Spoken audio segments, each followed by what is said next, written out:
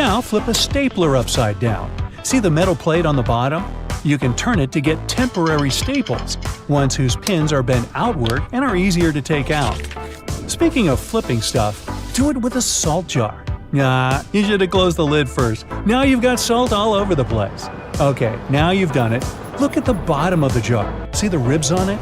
If you take another jar, say with pepper in it, and rub the bottoms of the two jars against each other, the salt will pour out evenly without you having to shake it vigorously. Same works with pepper, too.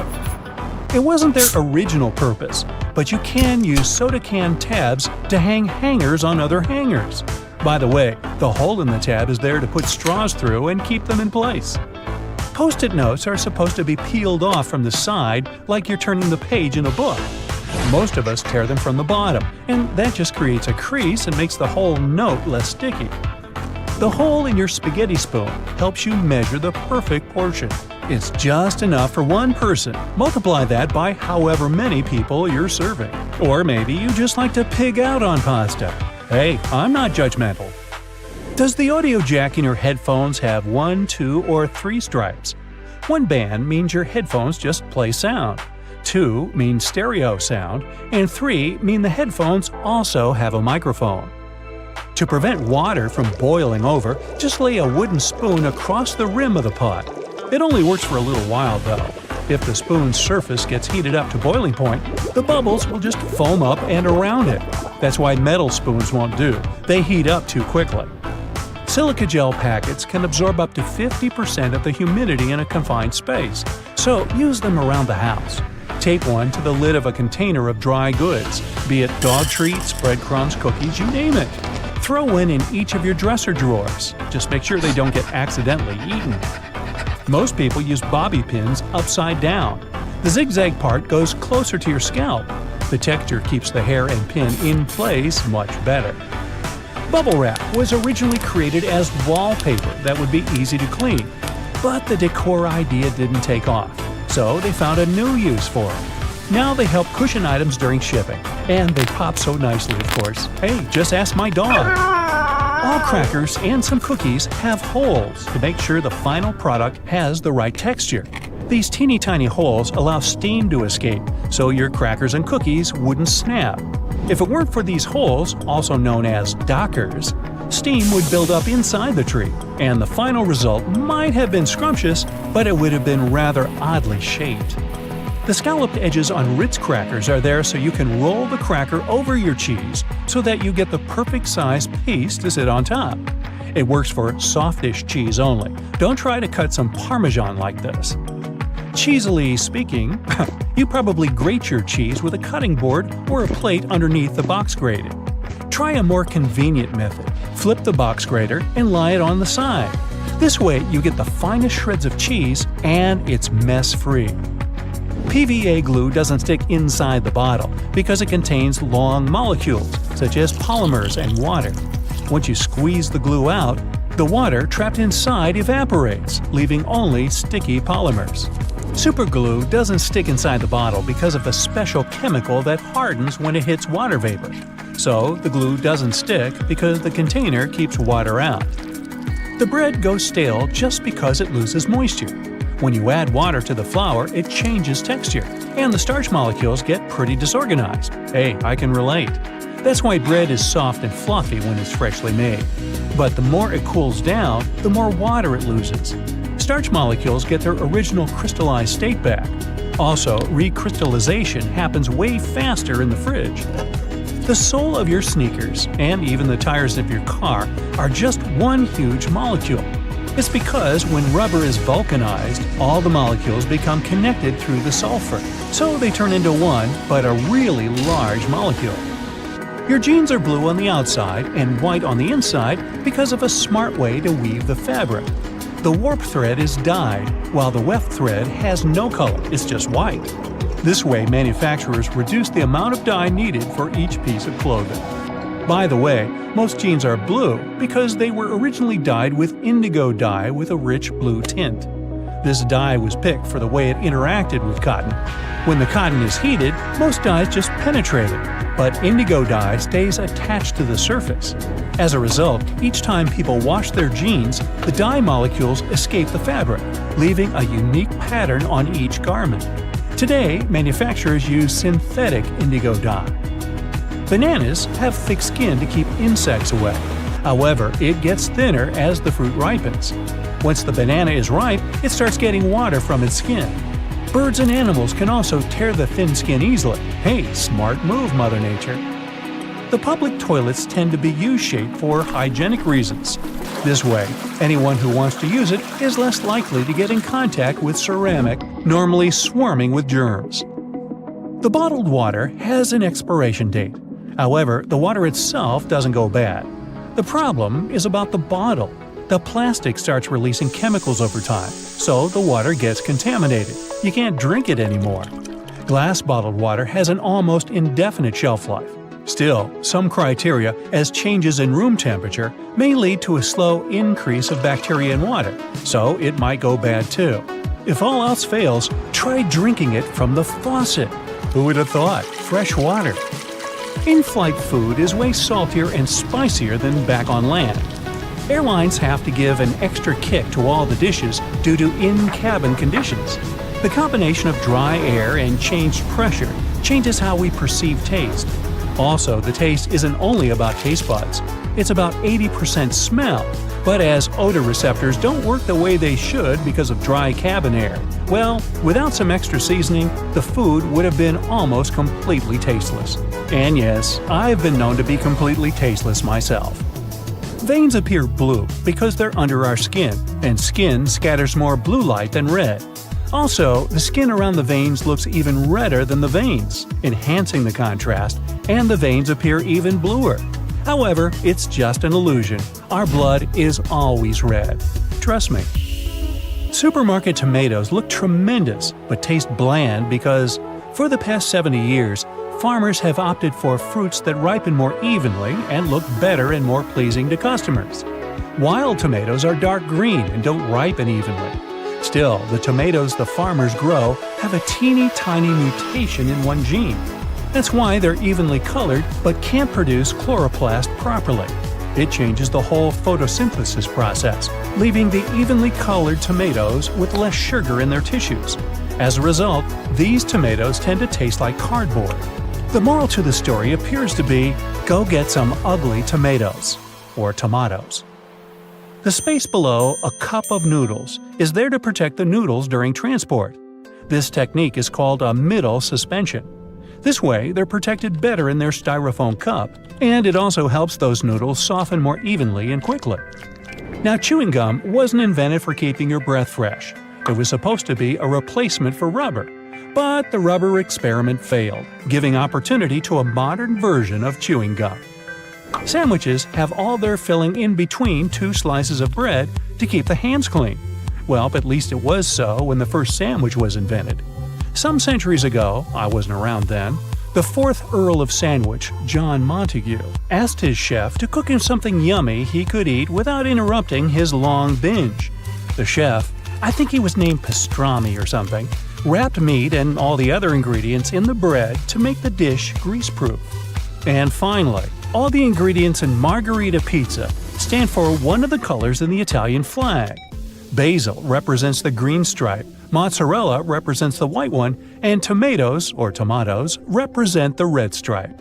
And if you want it tastier, use ugly tomatoes. A label on your panties digging into your most sensitive spots is definitely not the best feeling. Sure, you can cut it off, but often that just leaves even sharper corners that can be more annoying. But what if you've been cutting those labels wrong this whole time? Check it out. On the left, the label is sewn into the seam, while on the right, it's just hanging on by a couple of threads. Just snip those threads, and voila! It's like the label was never even there.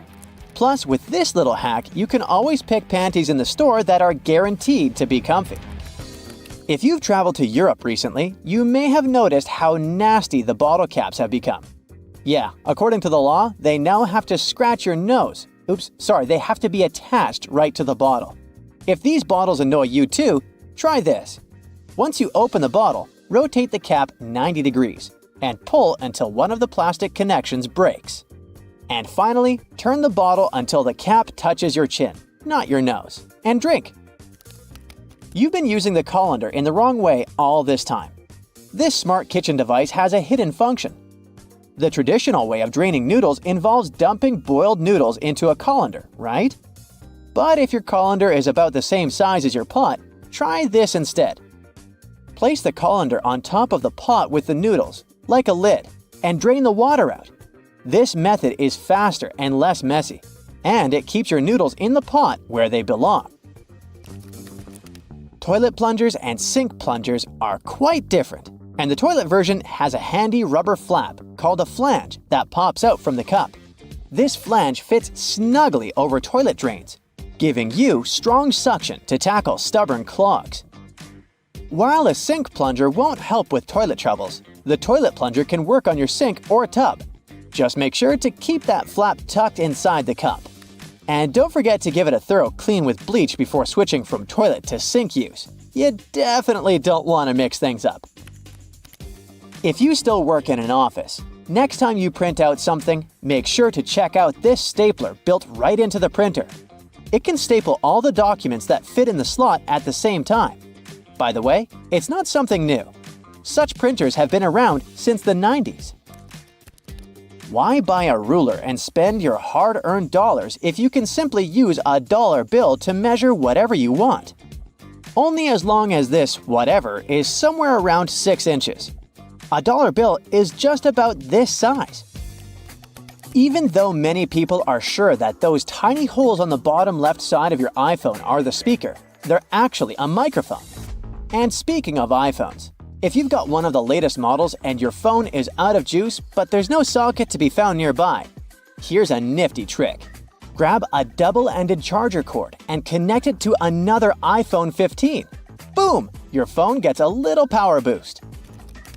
I bet you've noticed that the hook on a tape measure is a little loose. Well, that's intentional. The hook moves just enough to account for its own thickness, ensuring both inside and outside measurements are accurate. So if you ever thought it was broken, nope, it's just doing its job. As for the hole at the end, it's replacing the tape on the edge of a nail to get measurements from odd spots. The pockets on new suits are sewn shut to keep the jacket's shape during transportation and display. Of course, you can unpick them to use the pockets, but you need to be careful with what you put there.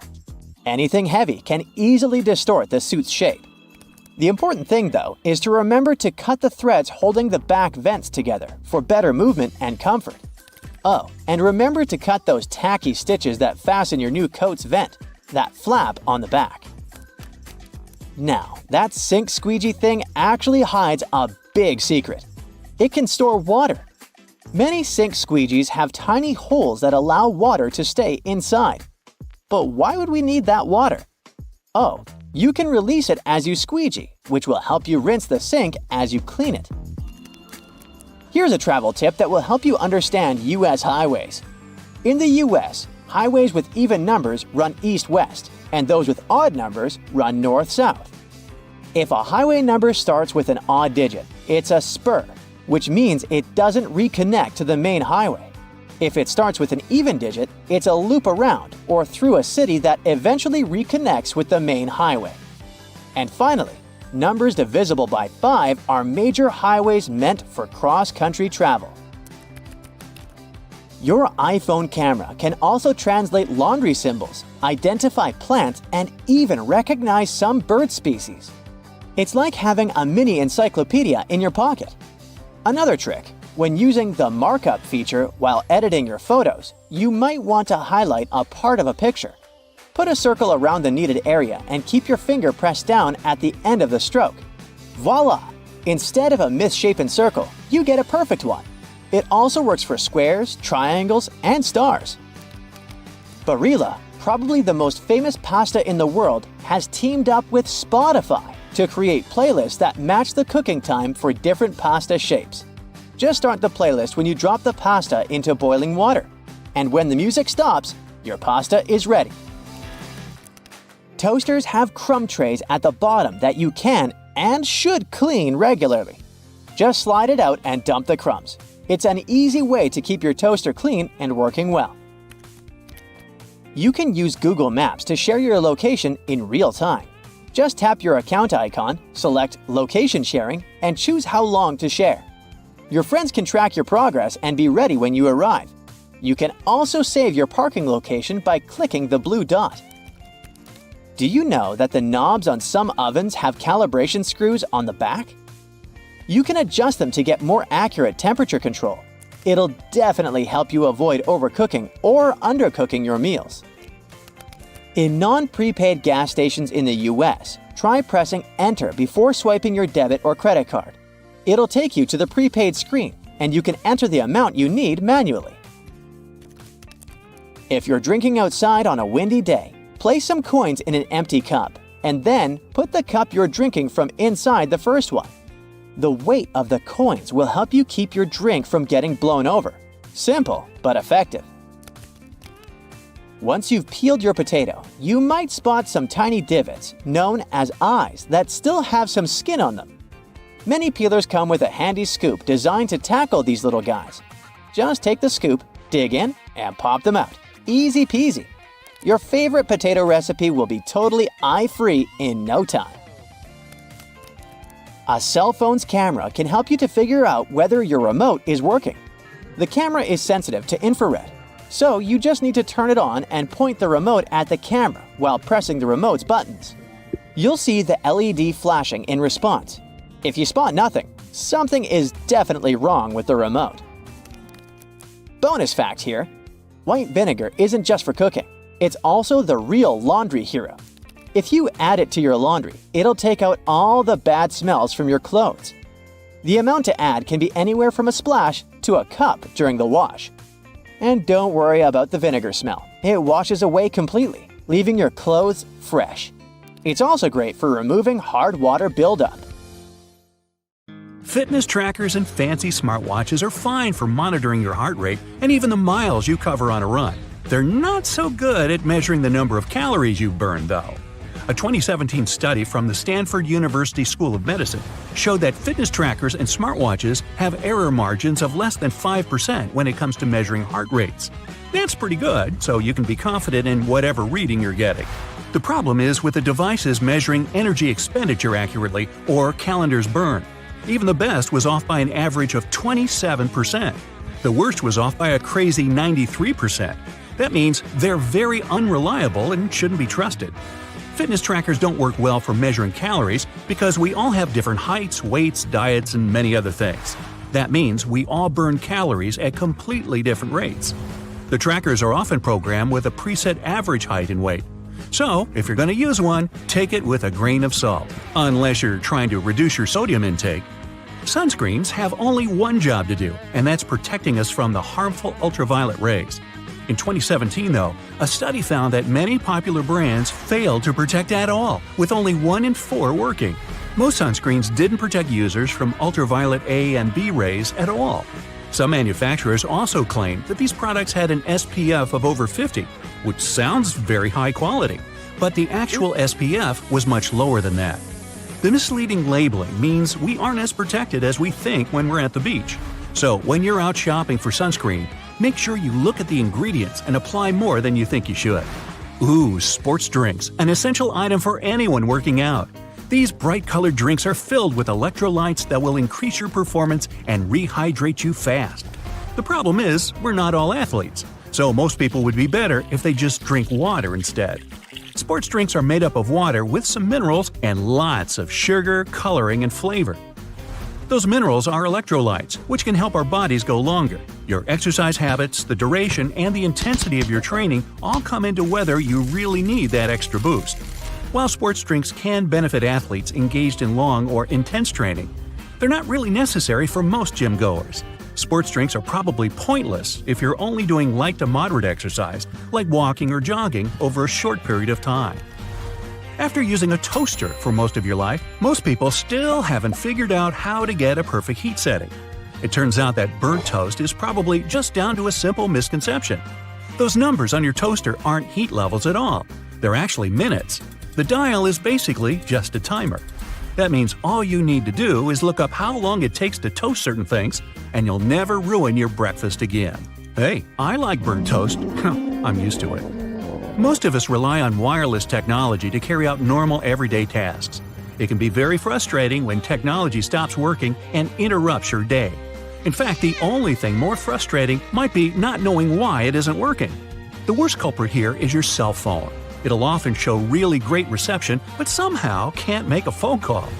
The bars on a cell phone actually don't mean anything. The way they receive the signal differs a lot between different makes and models of phone. There's even a big difference between what the bars mean from one phone to another. Meanwhile, watching a progress bar showing the percentage of time left to complete a download on our phones or PC can be tedious. Sometimes they just seem to be stuck doing nothing. Bad news, they don't really work. At least not in the way we think. The system updates the progress bar when certain milestones are reached. A progress bar at 50% doesn't mean half the file has been downloaded. Almost all the files could have been downloaded. The point of them is to give you something visual to look at. Progress bars aren't accurate because downloads and transfers have too many variables beyond the system's control. Internet speeds and network availability are the coordinators of how quickly a download will complete, while your computer's hard drive determines how fast things process and information gets put in the right files. It's probably best to make a coffee or set things up to download while you're in bed, instead of constantly checking up on an incorrect progress bar. Elsewhere, stopping at a crosswalk and pressing the button hoping the walk signal will come up might just be a waste of your time. It turns out that all that button pushing could be for nothing. Some crosswalk buttons need to be pressed, but others don't do anything at all. The crossing symbol will just light up whenever it wants to. Some crosswalks even switch between needing and not needing a button press, depending on the time of day. That said, it can be difficult for all of us pedestrians to determine whether a crosswalk button works or not. When in doubt, just push the button anyway. You don't want to stand around waiting for no reason. With more people going into the water and sharks, well, living in the water, the fear of bumping into a not-so-friendly shark is ever increasing. This shared water space has pushed many companies to try to create shark repellents. This sounds like a good idea that should help keep both people and sharks more safe. Companies have tried everything – sprays, wetsuits, magnets, wax, and even electronic devices to repel the scary fish. The bad news is none of these products are confirmed to actually work. One, in particular, makes the sound of an orca. Sharks aren't too fond of being in the same area as them, but does pretending you're an orca stop a shark from biting you? If you feel safer using them, then go right ahead. But if you're looking for a shark deterrent that's 100% effective, it's just not available. Psst, here's what actually works. Stay out of the water.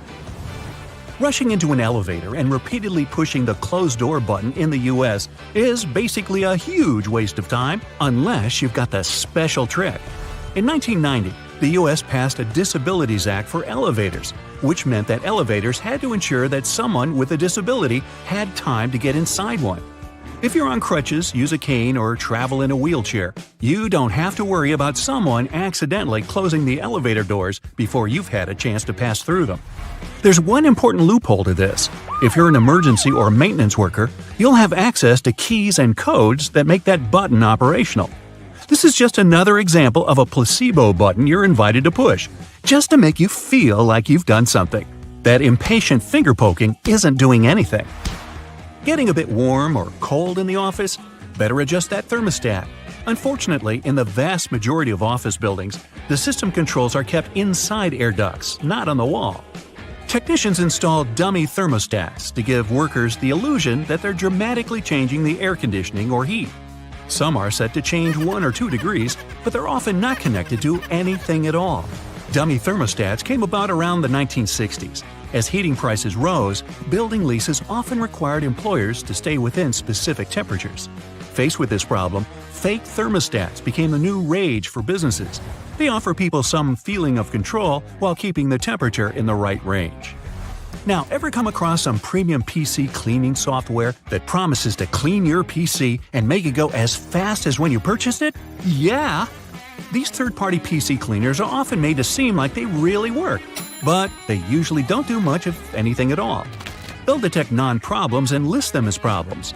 The worst example of this is when they list browser cookies and temporary files as having an effect on the computer's speed, when they don't. It's better to stick to the operating system's built-in cleaner. It'll work fine if you ever need to clean your computer and save you having to splash out on one that does pretty much the same thing. Well, that's all I got. Time to burn some toast. If you've ever gotten bored while waiting in a car, like I have, you might have played around with a headrest. Yep, you can pull them off, and they'll come right off relatively easily. It seems useless at first, but that's something you'll want to do if you're ever trapped in a car and need to break a window to get out, like I do. Even a box of aluminum foil has its secret. On the side of the box, you can see a small tab you can push in. So simple, but that's what actually holds the roll of foil in place. This tab makes it way easier to unroll a sheet and tear it off without any frustration. Ever wondered why gripping a certain tool, handle, or even a pen kind of feels more secure when it's coated with a rubbery material?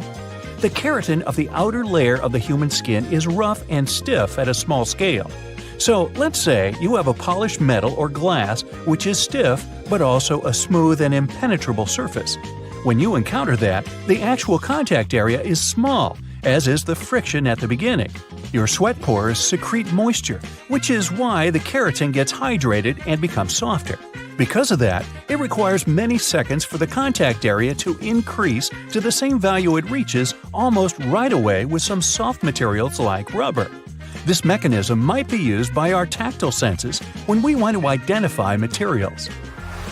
Now, the pom-poms on beanies and other hats have their purpose, and it's not just to look cute and fluffy. Well, at least they did have a purpose. One of the theories says French sailors used to wear hats with pom-poms so they wouldn't hurt their heads on the ship when the weather got rough. Yup, the ceilings of the ship were really low.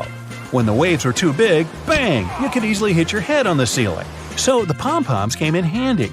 Now they're just a cute addition to our winter caps. That mysterious drawer under the oven, the one where you keep all your kitchen gear you just don't know where else to put? Well, you used it well in that case, but the drawer was originally designed for keeping your meals warm, at least until you're ready to serve them. And that space under your lower cabinets that protrudes slightly and can't be lifted, this area is also called a toe kick. It's the reason why you can stand closer to the counter while cooking. Also, the doors of the cabinets are off the ground, so they'll swing over your toes. The cabinet under the sink isn't for storage either. Maybe that's where you keep your cleaning products, but its real purpose is to give you access if your sinks leak and you need to do some plumbing work. That weird little hole at the top of a lollipop stick you can see after finishing a candy is not a whistle. It has something to do with the manufacturing process. When pouring hot molten caramel into a mold, some of it will seep into this mysterious hole and harden. This way, the candy will stay on the stick and won't fall off. Keyboard letters aren't just randomly arranged the way they are. The first keyboard ever made belonged to the typewriter. Typists eventually got so good at their job, they started typing too quickly. So the key arms would get cross-wired at some point and stuck. That's why manufacturers had to make the order of keys more random to intentionally slow down typists so they could keep the machine running. Do you like to let those brushes on the side of the escalators in malls polish your shoes? Believe it or not, that's not their main gig. The bristles are there for safety. People used to get their bags and clothes stuck in those escalators when they would stand too close to the sides. These nylon bristles kind of play with people's minds, and they keep their feet away from the escalator skirt panels and avoid accidents. Most people assume bobby pins have curves for fashion, which is why they mostly place it in their hair with the wavy side up. But those little waves are actually there to catch the underlying bulk of hair and grip the pin into place. So the wavy side should go down. You've probably noticed measuring tapes mostly come with a metal stub that ends with a small slot. If your hands are full of stuff, simply hang the slot on a nail for measurement. If you take a closer look, you'll see the stub is a little bit serrated on one side. This means you can use it to mark the points, so you don't even need a pencil. If you spend a lot of time in planes, you've probably noticed that little hole located at the bottom of the window. Nothing to be nervous about, It's what keeps us safe while flying high. It's something called a bleed hole. You can see right there in the middle of the pane of the 3 window panes that actually protect passengers from the outside pressure. This hole may be tiny, but it takes all that pressure off the outer one. The hole also gradually exposes it to cabin pressure, which helps with fixing pressure imbalances on the windows, if there are any. There's a number 57 staring at you from the middle of the Heinz ketchup bottle forever. According to the company, only 11% of people are aware the number really has nothing to do with the product label. It's actually a sweet spot where you can tap to get the sauce onto the plate. So, next time you want some ketchup, there's no need to bang the bottom off. Just hit this spot. Grooves on the bottom of cups are there to make cleaning them in the dishwasher more convenient. When you place your cups upside down, these grooves will allow the water to flow rather than stagnate. This way, the water won't spill onto your feet when you take the cups out. The grooves are there to allow cool air to flow beneath the cup too. They also keep cups from cracking when they heat up after you pour hot beverages in.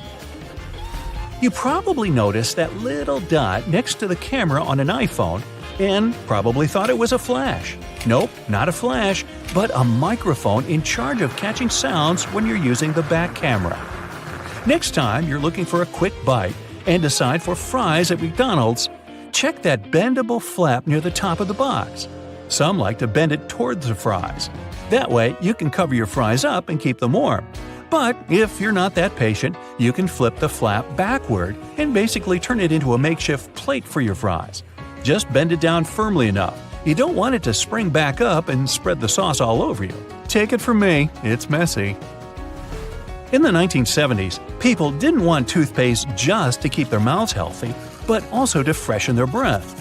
Aquafresh decided to answer that call, so they added a blue stripe to their product. Since consumers started paying more attention to their teeth and gums, the company added a third red stripe to their paste. The paste now has 3 functions: freshening, cleaning, and plaque control. And yes, solid white toothpaste can offer the same benefits, but brands continue to add stripes to their paste anyway. Speaking of toothpaste, do you know those colors on the bottom of tubes? The colors don't mean anything in particular.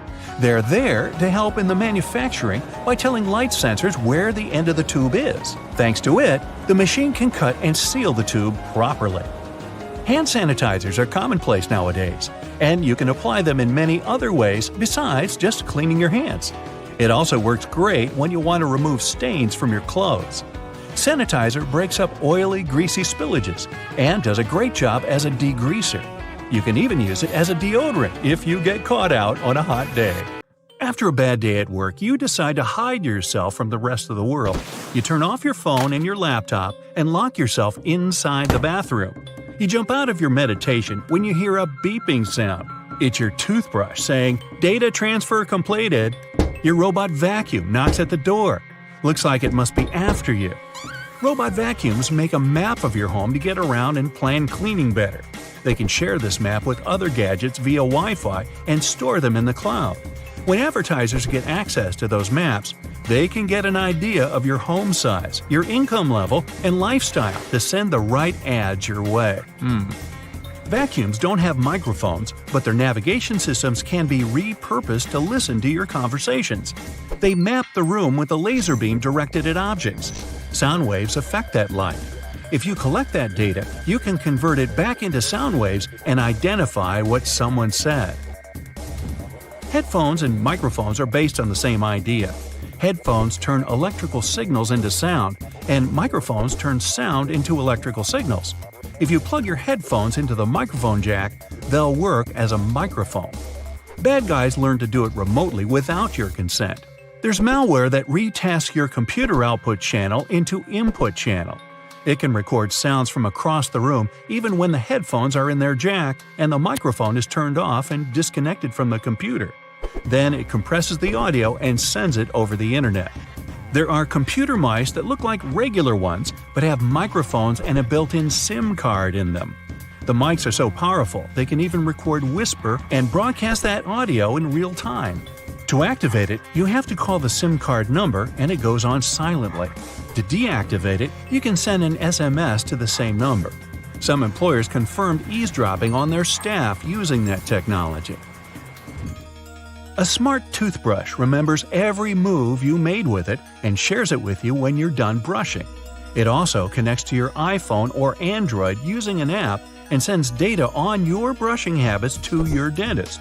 They can watch over your brushing process and give you tips on how to take better care of your teeth. Smartwatches, fitness trackers, and other smart wearables monitor your health and can determine if you're walking, running, or driving with their built-in sensors. If third parties get control over that data, they can also monitor your hand movements as you unlock your phone, enter your PIN code at the ATM, or your password at the computer.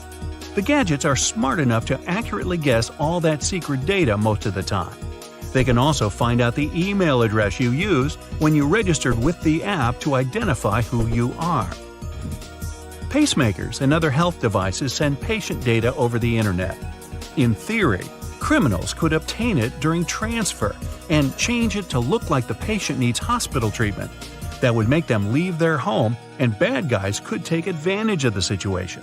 Smart toys that have cameras and microphones in them can record videos and sounds and send them to the toy maker.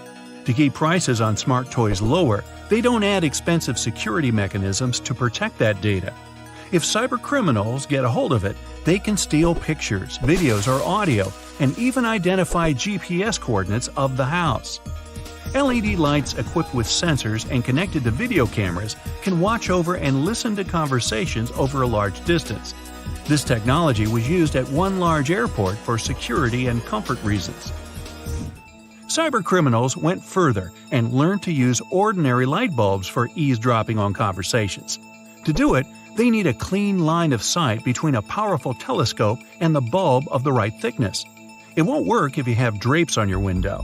When you're talking or listening to music, there are changes in air pressure on the surface of the bulb and it's shaking a bit. A special converter can turn data on the sounds from electrical to digital. Internet-connected thermostats can be operated remotely, and that made them desirable for cybercriminals. They once got access to millions of debit and credit cards data through a large retailer's heating and cooling system. Other bad guys found a way to remotely lock smart thermostats controls and demanded ransom to unlock them. Smart fridges can tell you when it's time to buy milk as they track your food preferences and have great connectivity. Smart dishwashers, coffee machines, washers, and dryers are also collecting and transmitting your data, even at moments you don't think they're doing it. Criminals can make use of that data to find out a lot about your schedule and guess when you aren't at home. Your voice assistant makes your life easier, but it must listen to you 24/7 to make that possible. They never record anything you say before you activate them with your voice. Everything that follows is stored in the cloud and can be of use for different companies. They can learn what music you like to listen to, what news stories interest you the most, and where you make your reservations. Some companies hire human reviewers to listen to commands to see if voice recognition works well and improve its accuracy. Xbox admitted they also hired people to listen to users' audio to improve voice command features. The problem is that it made some recordings by mistake and strangers were listening to personal chats. Home security cameras can take videos, pictures, and audio recording and upload them to the cloud without you even knowing. Manufacturers say it's done to improve object recognition. You can get access to that camera footage remotely using an app. There are programs that can guess a CCTV password and forward the video stream to a third-party computer. They can also get control over the camera and disable any signs of monitoring, like red light, so it seems inactive. Almost every car has an event data recorder that tracks information on its location, average speed, road condition, and even your preferred route. Your computer on wheels constantly streams that data to its manufacturer. They use it to try to prevent accidents and make other improvements. It's not clear who owns all that car-related information, so in theory, it could end up at a third party.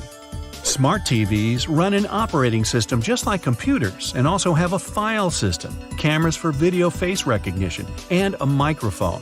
They are always connected to the internet, and if cyber criminals get access to a TV, that can change certain settings and record audio even when the TV is off. They could also watch you through the camera and use the smart gadget to move to other devices on the same network, like your laptop. Well, I'm totally creeped out, so what can we do about it? You can disable automatic content recognition to stop your TV from giving you viewing recommendations and limit voice activation function for a safer experience. You'll find that option in General or Advanced settings under Viewing Information or Viewing Data. You can also disconnect it from the cloud altogether. Always change default passwords and usernames on new devices to secure your network. Make up a new password for every gadget every now and then.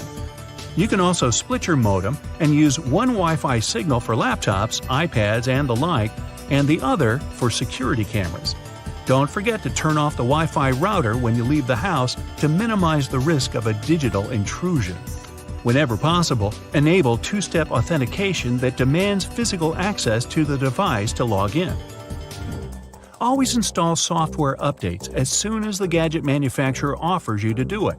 Updates have patches for detected vulnerability issues. Cover your laptop camera with a dark-colored tape when you aren't using it. Delete your conversations with a voice assistant. You can do it at the manufacturer's website or app. Another option is to activate the Delete by Voice function in Settings. Then you'll be able to tell the assistant to delete what you just said or your last conversations. You can also mute the device when you aren't using it and choose not to send data to manufacturer to help them improve services. If you have a thermostat that connects to your voice assistant, tap the microphone icon on its screen and set voice control to off.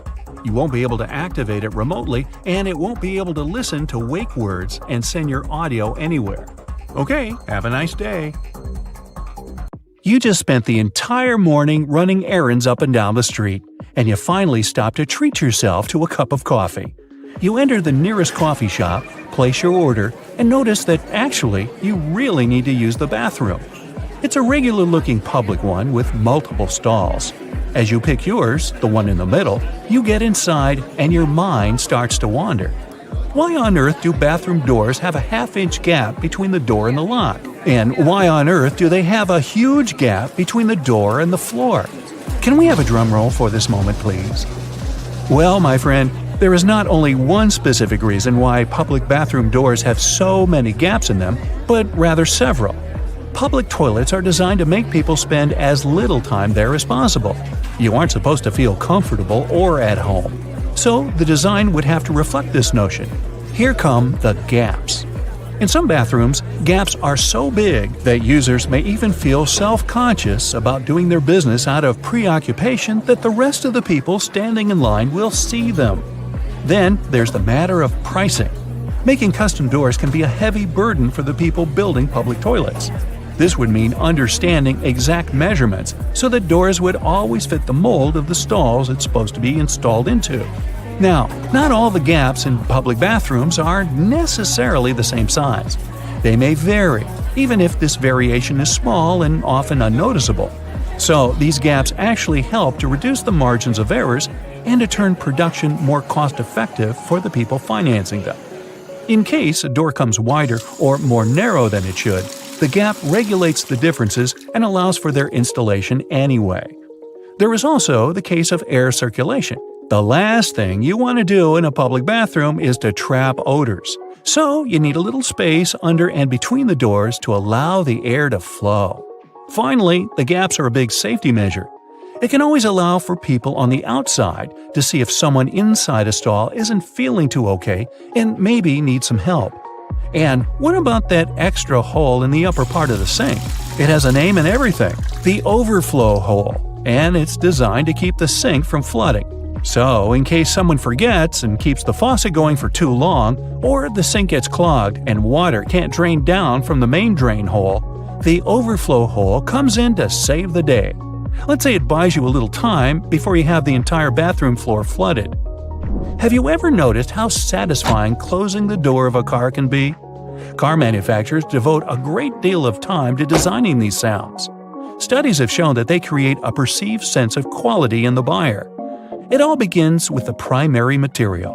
While older cars used to be made with heavier materials, car doors nowadays are produced with lighter tin.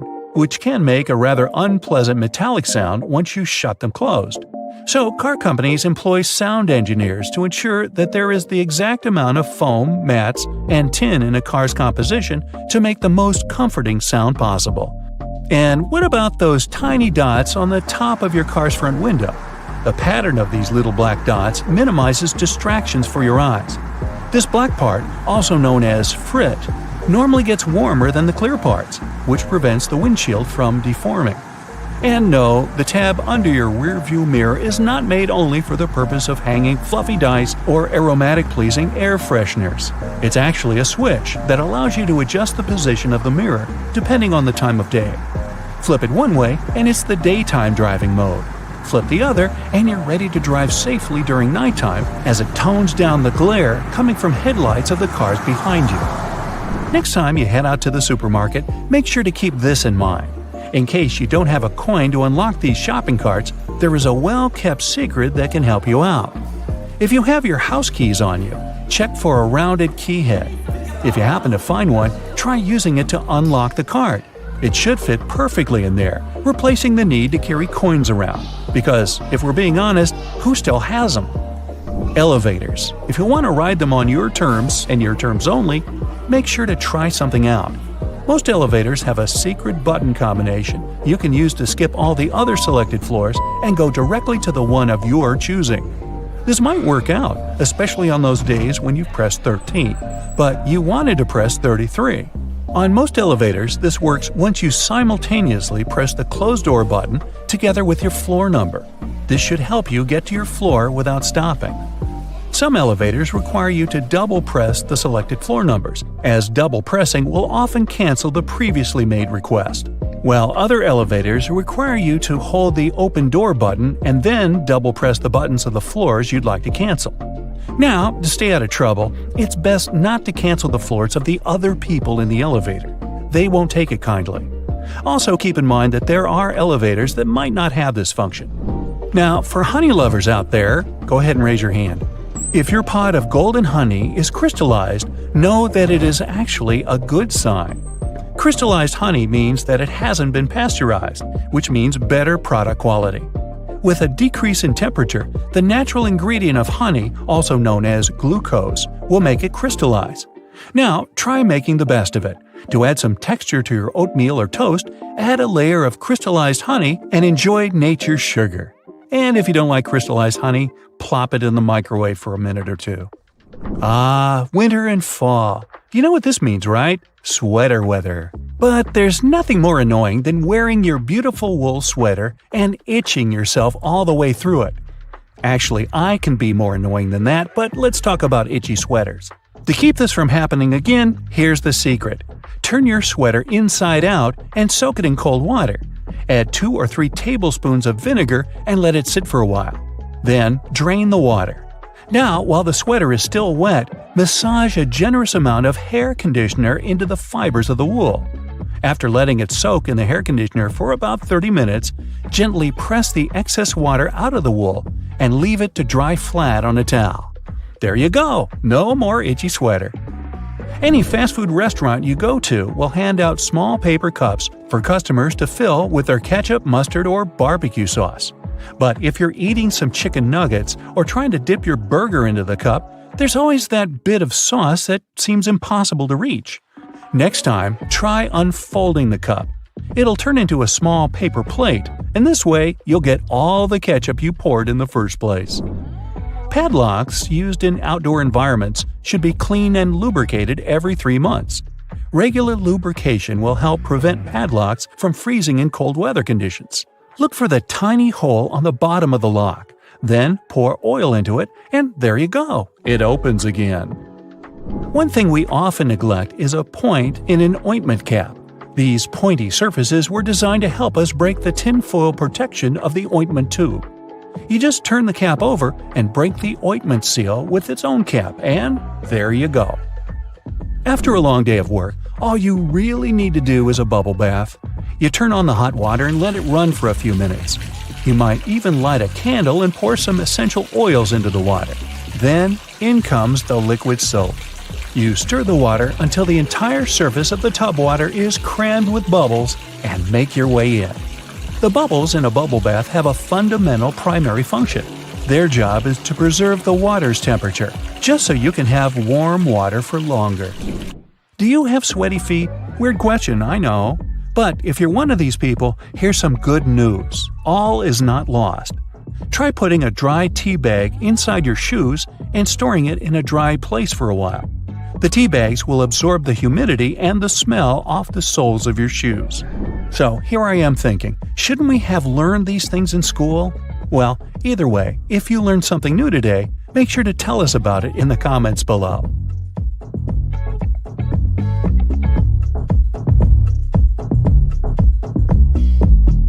Over 40 billion Oreos are made every single year. It's the world's most popular manufactured cookie. The geometric design stamped into these cookies has the Nabisco logo, the symbol of European quality, surrounding the word Oreo. William Tournier created the chocolate cookie design we see today back in 1952. Headphone jacks might become a thing of the past because of wireless technology. But if you've seen one, you might have noticed the rings at the base of the plug. One ring means single sound playback, 2 rings represent stereo sound in the left and right ear, while 3 rings means you've got stereo and a microphone built in. Now, the iconic orange, red, purple, yellow, and lime green rings of Fruit Loops hide a deep secret within. They don't represent different fruit flavors. All those rings are the same fruit flavors blended together. The colors are just for show. The E in Dell's logo is at an angle because the founder, Michael Dell, wanted his technology to turn the world on its ear. A compass uses magnets to point to the magnetic North Pole, but it's not really north at all. The North Pole of a compass magnet points toward the north because the north and south attract. Earth's south magnetic pole is near the geographic north, while the North Pole is near Earth's geographic south. Confusing, isn't it? Those little red spots you sometimes see after you crack an egg are nothing to be worried about. Tiny blood spots can be caused by a small rupture in the blood vessel of the hen as it was laying the egg. Eggs with these blood spots are safe to eat, but that spot can be removed if you want. It won't affect the taste of the egg. That's comforting. Ketchup is a word taken from many cultures, like Chinese, Malay, and Indonesian. It originally meant a pickled fish sauce. Catsup is also an acceptable spelling used. However, ketchup is the most popular way it's spelled these days. Airbnb's logo isn't a bent paperclip, as it may seem to be. Bello, as it's called, for belonging, means more than that. There's a person's head, the location symbol, and a heart for love. All joined together, they make Airbnb's iconic A and symbol of togetherness. E120 or Natural Red 4 food coloring, aka carmine, is made from tiny beetles. It's been used to color anything from cakes to candy to even drinks. That shine on candy also comes from bugs. This time it's the Indian female lac bug. The beetle leaves behind a substance that is scraped from the trees to be formed into dry shellac that gives that glossy look. The Mozilla Firefox logo isn't a fox at all surrounding the planet. It's a red panda instead. The name Firefox is the English translation of its Chinese name. Those maintenance covers in the street are around for safety reasons. In past civilizations, like ancient Rome, manholes, that's what they were called back then, were square-shaped slabs of stone. Unfortunately, these were prone to accidents. If they weren't placed properly, a square cover could slip through the square hole diagonally. Ow! Placing a round cover eliminated this problem. A circle cover won't slip inside because there are no angles. A tomato isn't technically a vegetable, but a fruit. Banana trees aren't related to palm trees or trees at all. They're herbs. Banana is considered an herb because it never builds a woody trunk the way a tree does. Instead, it forms a succulent stalk, like lemongrass or its cousin ginger. You can call them berries as well.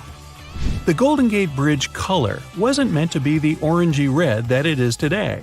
The bridge's original color was suggested to be many other colors, such as black with yellow stripes or even candy cane, to make it visible for passing ships and aircraft, especially in the frequent San Francisco fog. But when the steel arrived, covered in an orange primer to protect it from rust, the architect preferred the international orange color, and it stuck. Those legs on the back of keyboards aren't an ergonomic design to help your wrists sit better. Using the legs out for too long can tire and hurt your wrists, plus slowing your typing down. The hinge legs are just there to help you see the letters and numbers better if you don't know how to touch type. The color of a chili pepper reveals nothing about its taste or heat. The smaller a chili is, the hotter it'll usually be. The heat doesn't come from the seeds, as believed, but the white membranes that hold them. Hidden within the Toblerone logo of the mountain is the image of a bear standing on its hind legs, about to eat that yodeler over there. No, not really. This is because bears are a big part of Bern, one of the biggest cities in Switzerland, where the founder created the triangle chocolate treat. Toblerone is also a play on the founder's family name, Tobler, and the Italian word Torrone for honey and almond nougat. The space below a cup of noodles is there to protect the noodles during transport. This technique is called a middle suspension. Not only are they protected better in their styrofoam cup, but it also helps those noodles soften more evenly and quickly. Now, even though you might have thought that the hole in the barrel of a ballpoint pen had no purpose, it does. It's called a venting system, which helps the ink flow more smoothly. This way, an even amount of air pressure is created inside and outside the pen, allowing the ink to flow into the point easily. One of the most recognized logos in the cycling world has a hidden item in its famous logo. Inside the Tour de France name, a cyclist hides in the O, U, and R. Those metal brackets on the top of the nozzles in gas stations have a unique design put into place in case of accidents. If a dodo accidentally forgets the nozzle is still inside the gas tank and starts driving away, the magnetic brackets separate without damaging any part of the gas pump. Wendy's logo is designed off of the daughter of creator Dave Thomas. It's also named after her nickname, but there is more to the logo than that. Wendy's collar spells out the word mom. While unintentional, it became something to mean a homey feel more than any other restaurant out there. Finding the right lane to be in while driving for your exit can sometimes be confusing, especially in a foreign country. Pay attention to the side of the road that exit signs are located. It'll be the lane you need to be in. Some toothpaste has a little seal on them that needs to be removed before you can use them. Instead of peeling back the foil layer, the toothpaste lid has a little spike on the top just for this reason. Tostitos have a secret symbol hidden right in the middle of their name. The two T's in the middle of the logo resemble two people enjoying Tostitos over a bowl of salsa. The salsa bowl is in red and forms the dot in the eye. One of the most recognizable figures in the world, the Statue of Liberty, for 16 years functioned as a fully operational lighthouse. However, the light was barely visible even from Manhattan. In 1901, it was eventually decommissioned as a lighthouse. Tourists could even visit the torch for a stunning view of the city. But an accident damaged the Statue of Liberty's torch in 1916, and it's been closed to the public ever since. The Do Not Remove Under Penalty of Law tag on mattresses isn't put there for the consumer or void your warranty either if you do remove them. In the 1900s, manufacturers used to create the filling with basically anything: animal hair, old hospital beds, or clothing. It didn't matter at the time. Strict laws created the tags to stop recycled materials from being used and sold as new. Good thing. Toyota's symbol is more than just some random rings combined. The three overlapping ovals symbolize the merge of the hearts of consumers and Toyota together. A California sushi roll is made of seaweed, rice, cucumber, avocado, and crab meat. But it's not crab meat at all. Surimi is an imitation crab meat. It's made of white fish blended with sugar instead of crustaceans. The fish mixture is then heated and pressed into shape. The logo for Beats is just a lowercase b inside of a red circle. The circle represents a human head, with the B being the headphones in their shape. All those little black dots around the edges of car windows are called frits. A frit is a painted black enamel that's put into windshields during manufacturing. They block ultraviolet rays and help distribute temperatures between the metal and glass. There are 24 symbols hidden inside the Unilever logo. Let's count, shall we? The sun, dove, plant, spark, chili pepper, spoon, bowl, flower, ice cream, hand, hair, lips, swirl, fish, clothes, bee, particles, packaging, transformation, waves, DNA, palm trees, heart, and virtuous cycle, whatever that is. These represent everything that the company believes in and produces. DNA? Bobby pins are designed so that the zigzag part goes onto your scalp, not the flat part. It gives a greater grip on the hair and skin, making the pin stay in longer. The story that the pins were named after those fashionable London constables called bobbies is not true. I made it up. Various types of cheese have holes for a reason. For example, Swiss cheese is made with special bacteria that produce carbon dioxide. As the CO2 is emitted, it blows like bubblegum, leaving tiny craters, also known as cheese eyes. Then the cheese is cooled down, but the holes stay in place. Over 40 billion Oreos are made every single year. It's the world's most popular manufactured cookie. The geometric design stamped onto these cookies has the Nabisco logo, the symbol of European quality, surrounding the word Oreo. William Tournier created the chocolate cookie design we see today back in 1952. If you use reusable bottles, you probably know that sometimes they smell. Even if you only use it for regular water, it still smells. But it's not the water that smells, it's the microorganisms in it. If you drink water from a bottle, the particles of your saliva and sweat stay in there. Those bacteria start to build up in the bottle, causing the smell. So, if you choose reusable bottles, make sure to wash them every day to prevent those bacteria from building up. After washing, let it dry completely before using it again. Not only are the jeans blue, but the police officers' uniforms as well. The first official police officers appeared in the 19th century in London. They were given a blue uniform to contrast with the red and white uniform that military workers had already been wearing. 2 decades afterward, the police force was adopted in the USA, and they followed the patterns. The uniform is still blue nowadays because it proved to be a good color. It's not that visible in dark hours, and police officers can observe things and people staying unnoticed. Also, stains aren't that visible on dark material. And, well, everyone knows that police officers wear blue and they're recognized it. So, why change that? Baby carrots are tiny, and unlike regular carrots, wet, not unlike baby humans. Baby carrots aren't some special sort of carrot. They're actually made of regular carrots by cutting off the skin and outer layers and then polishing them to look that pretty. The problem is they can't retain moisture. A regular carrot retains some water inside because of the layers that lock it in. Once they're chopped out, baby carrots can dry out easily. So they usually sell them in bags with some water inside. Jeans have metal rivets, and they're there from the very beginning. Jacob Davis, the man who made the first pair of jeans, added copper rivets to spots where pants are more likely to rip, flies and pockets, to make them stronger. Today, they have more of a decorative purpose, since they are distinctive and traditional for jeans. Another special thing about jeans is those tiny pockets they have that seemingly serve no purpose.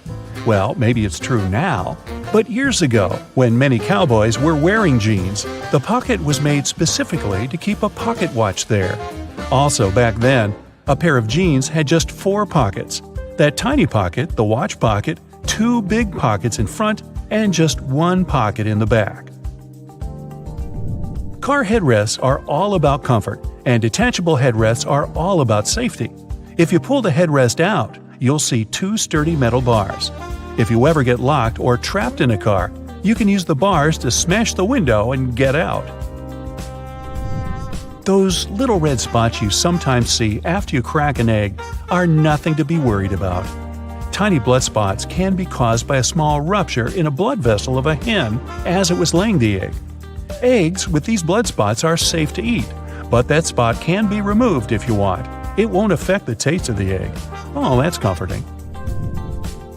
Hidden within the Toblerone logo of the mountain is the image of a bear standing on its hind legs, about to eat that yodeler over there. No, not really.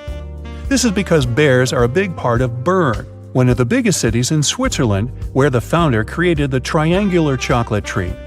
Toblerone is also a play on the founder's family name, Tobler, and the Italian word Torrone for honey and almond nougat.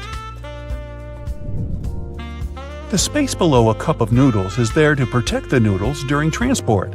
This technique is called a middle suspension. Not only are they protected better in their styrofoam cup, but it also helps those noodles soften more evenly and quickly.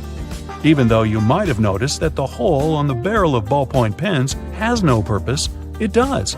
It's called a venting system, which helps the ink flow more smoothly. This way, an even amount of air pressure is created inside and outside the pen, allowing the ink to flow into the point easily. It's not an accident that soy sauce bottles have two spouts. The sauce is liquid, and it flows out of the bottle pretty quickly once you turn it over. Most Asian food lovers will admit they've spilled it at least once in a lifetime. That's why nowadays, restaurants prefer serving soy sauce in special bottles that have two spouts. This design allows you to control when and how much sauce will come out. Just put your finger on one spout while you pour the sauce through another. If you press your finger tightly to the spout, the sauce will stop flowing, and if you remove your finger, it will flow again. And please do not remove your finger in a restaurant. It will freak everybody out. You've probably noticed that train and bus seats are covered in fabrics with weird patterns. Any idea why? They use these patterns to cover any germs and stains on the seat. Oh boy. The brighter the color and the more patterned it is, the harder it will be for a passenger to notice any stains and get grossed out. Also, the patterns are usually so ugly that no one even wants to look at them for long enough to spot any stains. So yeah, the pattern is there to make you look away, and if you look, to make it less noticeable. No bus will ever have plain white seats, that's a guarantee. The middle tab on soda cans can be flipped around. You can slip a straw in place so you don't have to hold it up your mouth. This Stay On tab replaced the pull ring tab created in the early 60s. You remember those, don't you? Those could be quite sharp and easily discarded where they could be a menace for others. Now you can pop your straw straight into one. Also means you can produce some bubbles and make a mess like a 3-year-old. Sometimes, when you purchase an article of clothing, you receive a plastic baggie with an extra button and a swatch of fabric. While the fabric is clearly used to patch holes, it can also be used to test the effects of various cleaners on certain surfaces. It's handy, too, to test wash cycles before using them to wash the whole garment. Escalators have those fluffy black brushes for a similar reason that some have yellow lines on their steps, to try and deter people from getting too close to dangerous places. People don't always take notice, and sometimes clothing can drape close to the point where the step meets the edge or skirt. The brush is a little barrier to help prevent this from happening. They can also catch bits of fluff and prevent other small things from falling down into the gaps. Those takeaway containers most associated with Chinese restaurants are designed to not only carry your food home, but to store it in the fridge. They double as a plate, as you can eat straight out of them and don't have to worry about dirty dishes. Yay! They were actually patented way back in 1894 to transport freshly shucked oysters and were known as oyster pails. They were later adapted to use as leak-proof containers for food. Ever wondered why coins have those little ridges along the edge? It's a leftover from earlier times when they were worth more. Counterfeiters could easily file the edges off to sell as gold or silver coins to make some profit. The ridges were created so it was much easier to tell which of the coins had been altered. It's not needed today, but the coins still have that altered style. All crackers and some cookies have holes to make sure the final product has the right texture. These teeny tiny holes allow steam to escape, so your crackers and cookies won't snap. If it weren't for these holes, also known as dockers, steam would build up inside the treat, and the final result might have been scrumptious, but it would have been rather oddly shaped. Dogs like to walk in circles before snoozing because they inherited this behavior pattern from their ancestors. There were no special doggy beds back then, so most pooches would have to push down tall grass to make a sort of snoozing spot. Plus, as a bonus, those movements scared off all the critters lurking in the vegetation. Donuts are ring-shaped for a similar reason. If they hadn't had holes right in the center, the dough there would have always been undercooked. By the way, they're often associated with the police because back in the 1950s, donut shops were among the only places open late. They were a perfect place for police officers to grab something to eat and even deal with some paperwork during the night shift. Your jeans are blue on the outside and white on the inside because of a smart way to weave the fabric. The warp thread is dyed, while the weft thread has no color. It's just white. This way, manufacturers reduce the amount of dye needed for each piece of clothing. And they're still dyeing to make the jeans. Okay, so right after being processed, plastic water bottles aren't the size you buy at the store. Even a gallon water bottle starts its life as a small tube. Later, it gets heated, inflated, and shaped into the bottle you know. Boy, I can relate to the heated and inflated part. Now, not all potato chips are actually fried potato slices. Some companies use a mix of potato flakes, cornstarch, and water to produce chips. This mix is then pressed into a dough, and chips are cut out from it with the help of shape molds. Then the chips are fried, which takes about 11 seconds. After that, all excess oil gets drained and the chips are seasoned and packed. There's a legend that only 2 people in the world know the original recipe that gives Coca-Cola its signature taste. These people aren't allowed to travel together so that the recipe never gets lost. Even though it's just a popular legend, not many people are aware of all the ingredients of the world-famous drink. One of them used to be the cola nut. Hey, I used to be a cola nut. You can find these nuts inside the fruit of the cola tree. Each fruit is about the size of a chestnut and has between 2 and 5 cola nuts inside. The cola fruit and nuts are packed with caffeine. Nowadays, Coca-Cola is said to no longer contain the cola nut extract. It's rumored to have been replaced with artificial flavoring. But since the drink's recipe is such a closely guarded secret, no one knows for sure. Hey, maybe we can ask Pepsi. These days, it's quite simple to make a mirror. Producers take a regular sheet of glass as a base. Then they apply a reflective coating. This usually means spraying a thin layer of either silver or aluminum onto the back of the sheet of glass. This process is called silvering. Some kinds of car wax contain carnauba wax, also called Brazil wax. That's a vegetable wax people get from the fronds of the carnauba tree growing in Brazil. To get the wax, the leaves of this tree first get dried and then beaten. Ooh, ooh, ow, ow! This is how you can remove the powdery wax. Now, pencils. First, their leads are made by mixing clay and graphite powder. This mixture is then baked. After that, pencil bodies are made. If they're wooden, the material should be chosen carefully. It should be soft enough to sharpen, but tough enough not to break. When the pre-cut sections are delivered to the factory, they have grooves cut in them. These grooves will later accommodate the leads. Then special glue is added. This way the leads will stay in place. Next, every second section is sent to a special conveyor, and the leads are placed in the grooves. Then another section is glued to the one filled with leads. We get a large multi-pencil sandwich. Sandwich, I'm getting hungry. The 2 parts of this sandwich get compressed and cut lengthwise. Then they're shaped and form separate pencils. Lava lamps were invented in the middle of the 20th century. The magic happening inside is due to the right amount and type of ingredients. 2 of them are oil and paraffin wax. The oil helps the wax heat up, and once it's heated, it starts rising up slowly. Once the blob reaches the surface, it cools down and sinks back to the bottom. Now, nutmeg is a strongly flavored spice used in many cuisines all over the globe. Despite its name, nutmeg isn't a nut. It's technically a seed native to the Spice Islands and East Indies tropical islands. Nutmeg grows on trees, and the seed itself is sealed in a shell. Once it's ripe, the outer shell cracks open. Chocolate comes from the cacao tree, which is native to the Amazon. These trees also grow in Central and South America and some other tropical climates in Africa and Asia. The seeds of the cacao tree are very bitter.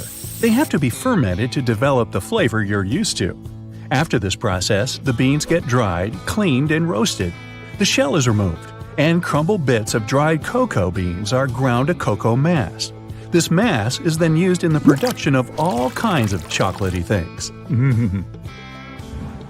In the past, people used to chew different types of aromatic substances, including beeswax, tree resin, or even aromatic twigs. But modern-day chewing gum is made of a natural latex-like ingredient called chicle. It gets extracted from trees. Modern marbles are made from glass. The first step is to melt recycled glass and previously rejected marbles that turned out to be too small or too big. About 15 hours later, the molten glass is ready for processing. A special cutter bar moves through the stream of liquid glass every half a second. It separates small pieces of glass. They're future marbles called slugs. The faster the cutter bar moves, the smaller the marbles are. After that, the still hot slugs are sent through several constantly rotating metal rollers. They keep the slugs apart and also cool them. These ridged rollers also give the marbles their spherical shape. As for the marble's final coloring, it's determined already at the melting stage. That's when the air passes the coloring through the glass. You can find springs everywhere, from tools, electronics, and toys to pens and mattresses.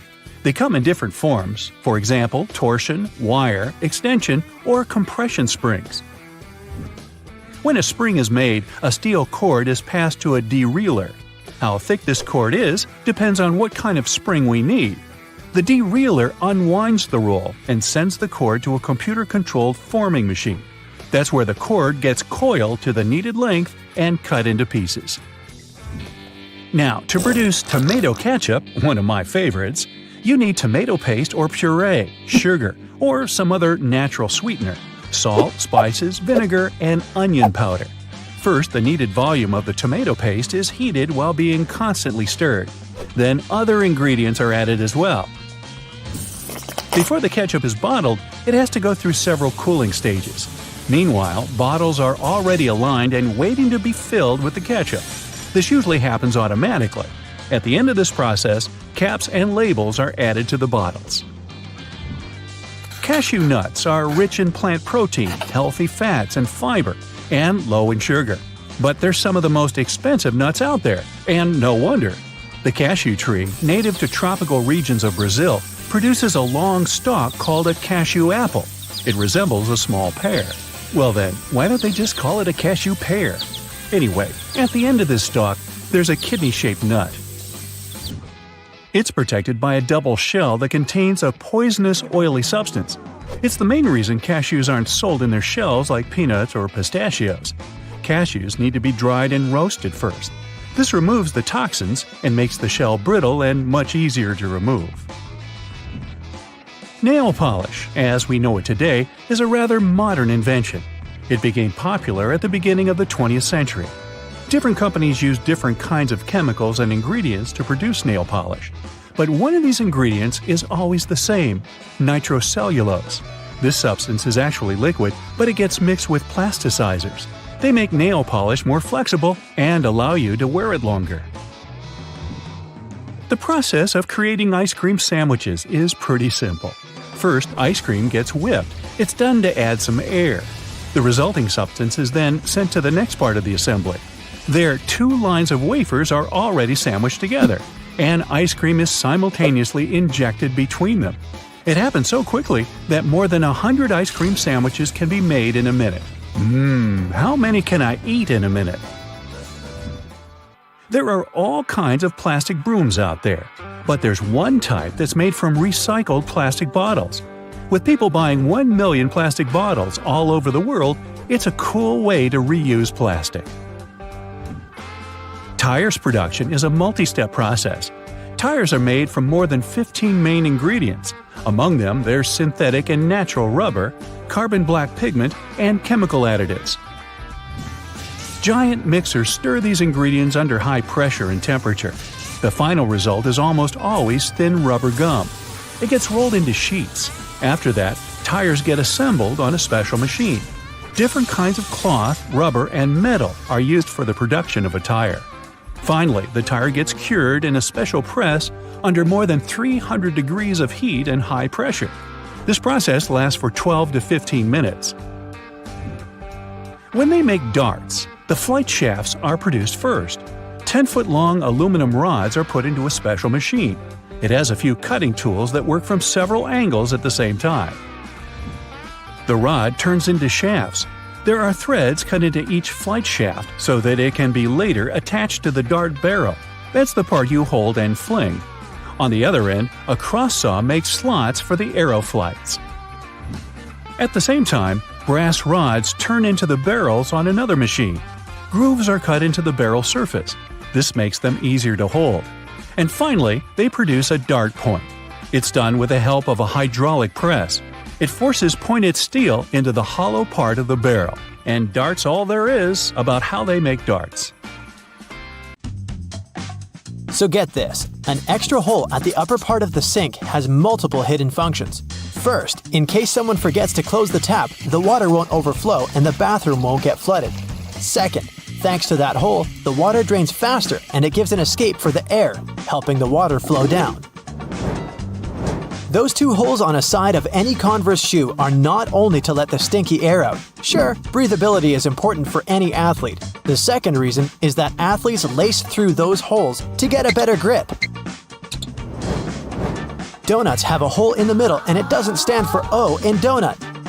It's not designed for an easier grip either, though it can be quite convenient. It's actually made this way for mass baking, so that they can cook all the way through evenly. Baby carrots are tiny and, unlike regular carrots, wet. Baby carrots aren't some special sort of carrots. They're actually made of regular carrots by cutting off the skin and outer layers and then polishing them to look that pretty. The problem is that they can't retain moisture. A regular carrot retains some water inside because of the layers that locks it in. Once they're chopped out, baby carrots can dry out easily, so they usually sell them in bags with some water inside. Toy stores are filled with Beanie Baby plush toys, and a detail that is even more iconic than their huge eyes is their tags saying TY. That's a small manufacturing company not so many people have heard of. Beanie Babies appeared in 1993 and they went insanely popular. TY is the name of the company, but it's not an abbreviation. It's the actual name of the company's founder, H. Ty Warner. Most metallic zippers have a hidden lock inside them to save you from awkward situations, such as an undone fly. Oh boy. Don't leave the zipper handle in an upward position. When you pull it downwards, it automatically locks. It's all thanks to those tiny grooves hidden underneath the handle. Almost any public toilet has a large gap between the floor and the door. The reason for such a zero privacy thing is to actually minimize the level of privacy and comfort, so that people wouldn't stay there long and there'd be no lines. It's also easier to clean, and safer if some emergency occurs. Headrests in a car are about comfort, and detachable headrests are about safety.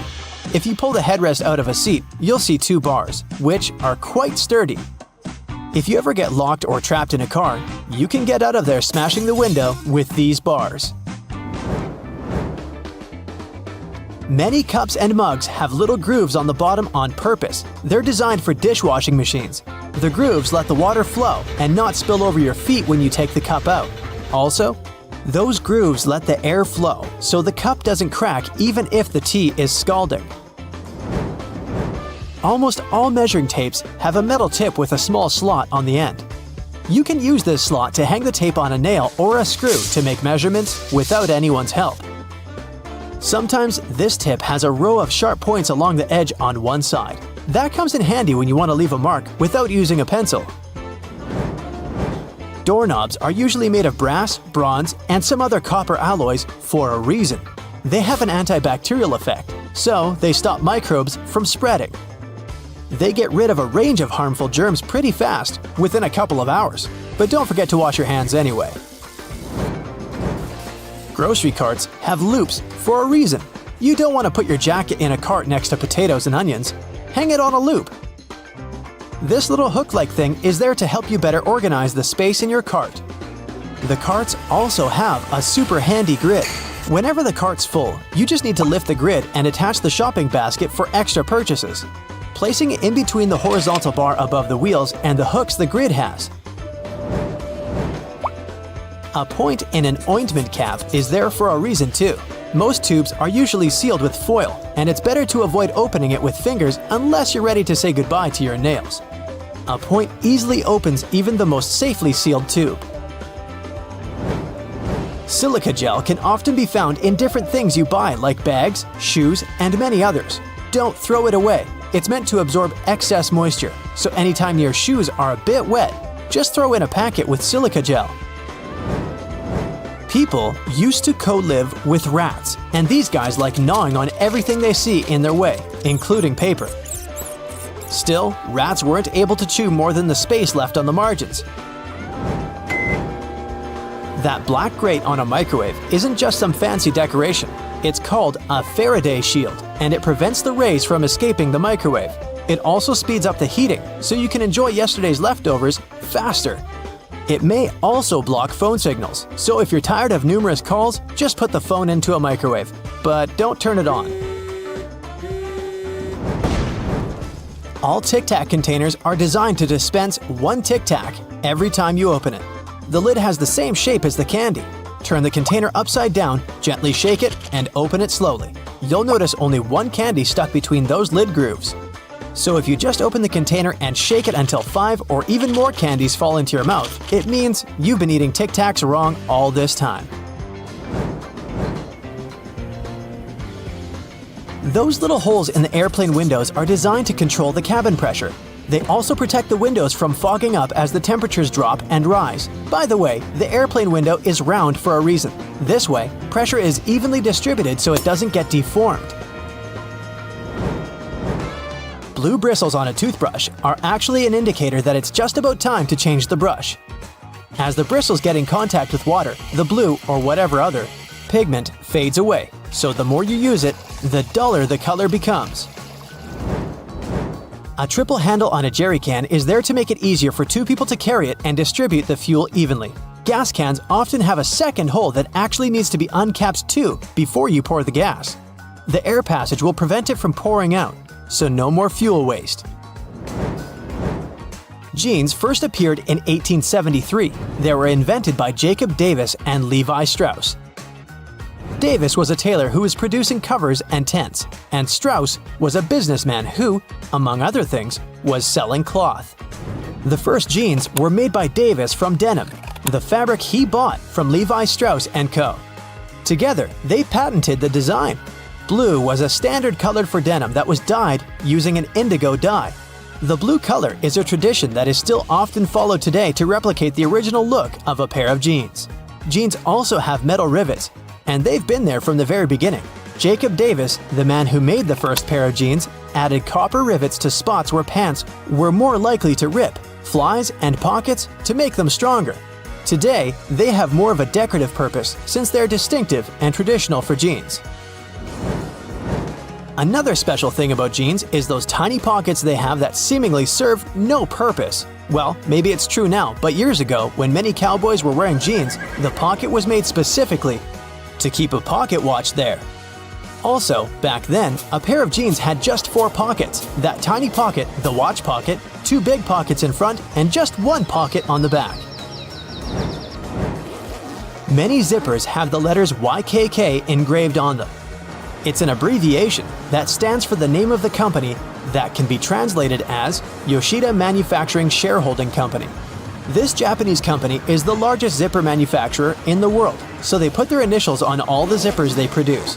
That's around half of the zippers in the world. and that's why you see their zippers more often than any other zippers. Those little white golf balls have dimples all over them. It turns out they aren't there just randomly. At first, golfers were playing with a smooth ball. With time, the ball would get all punched and damaged, but also it would start to travel way further. The reason here is aerodynamics. Dimples allow the air to flow more smoothly around the ball, taking it further. So the idea was adopted and the balls got their dimples all around, allowing them to travel longer distances. You've probably noticed that train and bus seats are covered in fabrics with weird patterns. Have any idea why? Well, they use these patterns to cover any germs and stains on the seats. The brighter the color and the more patterned it is, the harder it will be for passengers to notice any stains and get grossed out. Also, the patterns are usually so ugly that no one even wants to look at them for long enough to spot any stains. So yeah, the pattern is there to make you look away, and if you look, to make it less noticeable. No bus will ever have plain white seats, that's a guarantee. Just a few more bus-related questions to answer, like why don't buses have seatbelts? Buses are overall way safer than cars because they were designed this way. The idea behind this is called compartmentalization, meaning that the seats have high backs that absorb energy. The seats are also placed close to one another, so there's less space to move in case of an impact. Also, on a bus, the passengers sit pretty high off the ground, and in case of a collision, the force is absorbed by the bus's deck and not by the people inside. On top of that, a bus is way heavier than most other vehicles, and even if there is a collision, it distributes the force way differently than a regular car. Due to its weight, a lot of force is absorbed, and bus passengers don't experience much crush force. So, small and light buses that can't distribute the force as well actually do require seatbelts. And we have to remember that buses drive slowly, which minimizes the risk of an accident overall. We all know that school buses are yellow, but why? It's for visibility reasons. Yellow is one of the most easily recognized colors, and for a human eye, yellow is even more visible than, say, red. So, school buses are yellow to make them more distinctive.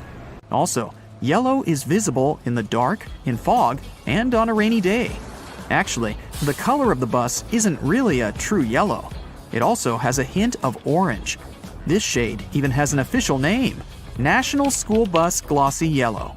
By the way, taxicabs are yellow for the same reason, to be more visible in any weather conditions. Also, buses have huge steering wheels, and I finally learned why. Buses are bigger than regular cars, and they're also way heavier. So it's harder to turn a bus around, and way more strength is required to do so than when you drive a car. A bigger steering wheel that has a bigger radius allows the driver to turn the vehicle more easily, and it requires less force than if the wheel were smaller. Trucks have big steering wheels for the same reason. But have you seen those stuffed toys that some trucks have attached in front of them? Turns out, it's just a way for truck drivers to customize their vehicles. It's like a mascot that speaks about the truck or the driver. It's also a way to communicate to the world that the truck driver isn't all scary and tough, but a soft and harmless person that you shouldn't be afraid of. At least, that's how some truck drivers explain it. In Asia, there's also a belief that road accidents are caused by ghosts, and hanging toys are a way to distract the ghosts from causing harm to the truck. Ever been on a road trip? If you're not the driver, all you have to do is just sit in one place and do basically nothing for hours. Doesn't sound like a hard task, but some people find it terribly exhausting, and because of this, they resent road trips. Why do they get so tired? Well, sitting in a car isn't like sitting in a chair. The brain doesn't relax. Instead, it controls everything that's going on, accounting for movements and making sure that you maintain the right posture. Your brain is constantly working, exchanging bits of information with your muscles, so your body is working. Some people get tired because of this. If you aren't doing much, it doesn't mean that your body isn't doing much. Train rides are way more tolerable because trains don't stop or change speeds as often as cars do, so the body is more relaxed, and train trips are way more tolerable for people who aren't fans of road trips. Another mystery is why it's way harder to stand still in the same spot for 30 minutes in comparison to, for example, walking for 30 minutes. Again, It sounds like you're not doing anything when you're standing. So why is it so tiring? Well, standing is a pretty hard task for your body. When standing, the muscles in your legs work very hard to support the mass of your whole body. If you're standing, there are not many muscles working, and only a few of them have to do all the work. When walking, there are more muscles working at the same time, so it's easier. Also, when standing, both of your legs are working without stopping. But when walking, each of them gets a tiny break each time you step using the other leg. Why is it that the same book can have different covers? There are several reasons for this. First, the cover may vary because of the target audience. An edition of a book that is being marketed to older people is usually different from the edition aimed at younger people, with the one for younger people usually being brighter and cuter. The cover can also depend on the country the book is being sold in, trying to attract as many buyers as possible based on the tastes of the population. Next, books vary from edition to edition. At first, a book is printed in hardcover in small quantities to see how it'll do on the market. If the book is a relative success, there is another edition printed, often in trade paperback. The design of the cover is usually updated with every edition. Also, if a book has a movie based on it, there is usually another edition that follows. This edition will take advantage of the movie and use a movie scene as the cover, making it recognizable for people who saw and liked the movie, and encouraging them to buy a copy of the book. Most books are printed on yellowish paper, and few have plain white pages. But why is that? Unless it's a mass-market paperback edition, with paper that's the same quality as a newspaper, meaning bad. It's done with good quality paper. Don't let the yellow hue confuse you. It's usually called cream, and it's a preference for any book because it's less tiring on the reader's eyes. The plain white paper is bleached, and it reflects a lot of light, so it can be exhausting to read for a long time. So, that yellowish paper is the best paper, and publishers regularly use it. Another thing about books is those blank pages they often have at the very end. Their number depends on the number of pages in the book. The thing is that books are printed in signature. A signature is a group of pages that printers fold together and cut to make a book. A signature can have a different number of book pages, with the minimum being 4 and then with other numbers divisible by 4. So, a book that is 300 pages long in total will fit in perfectly, and there will be no blank pages left. But if a book needs 303 pages, it'll need an additional signature, and the extra pages will remain blank, often marked with the word notes or with the message, "This page is intentionally left blank," to let the reader know that there's no important information missing. Ever wondered why most doctors have sloppy handwriting? No, there's no class in medical colleges on bad handwriting. The reason why it's so common is that doctors are always in a rush, and they write as fast as possible to keep their momentum, so there's no time to care about writing nicely. Also, keep in mind that you're not the only person who they write a prescription for over the course of a day. Doctors do a lot of paperwork, working for 10 hours straight, and they're just too tired most of the time to give you a properly written note. Have you noticed that most songs, in general, last somewhere between 3 and 4 minutes? Well, originally, songs were being played on a phonograph record player from a vinyl record, which was spinning at 78 revolutions per minute. So, the size of the vinyl record basically determined the length of the song. There were 2 basic record sizes, a 10-inch one, which had room for about 3 minutes of playtime, and a 12-inch, which could fit a 4-minute song. So, at the beginning of the 20th century, if an artist wanted their song played, they couldn't make it longer than that if they wanted to be able to sell a record. Times have changed, but still, most songs are about 3 to 4 minutes long. The initial reason for sticking to this pattern was also because of radio. If a song was too long, it would either get cut in half or some parts would be left off to make it fit into the 3 to 5 minute radio standard. If an artist wanted the song on the radio, and if they wanted to earn money from it, they'd do their best to make a song that fits the standard, so that the whole piece could be played without alterations. Today, even if there are longer songs, a 3 to 4 minute song is now a tradition that artists typically stick to.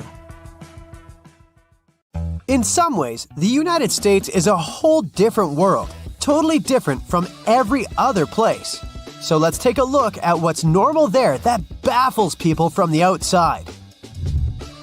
One of the first things a foreigner notices when entering the country is flags. American flags everywhere. on buildings like schools and houses, and on clothes like shorts, t-shirts, you name it. Throughout history, Americans have changed 27 flags. The current American flag was only adopted in 1960 and is so far the longest-lasting flag of the country. It wasn't created by the authorities, though. In 1958, there was a contest for a design of the new American flag, and the winning flag was made by a 17-year-old high school student from Ohio.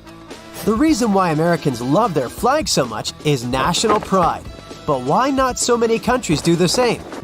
Well, some countries avoid displaying them for historical reasons. Other countries only raise the flag on special occasions to highlight the importance of the event. Still, some countries display their flag as often as Americans do.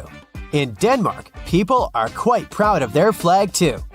They decorate the winter holiday tree and birthday cakes with them, and you can always find stickers with Danish flags, red and white candles, and other goodies with the flag in a grocery store. People in Sweden are also very much into their flag and have flagpoles everywhere. Now, let's go to a restaurant, shall we? Many things there are very specific to the States.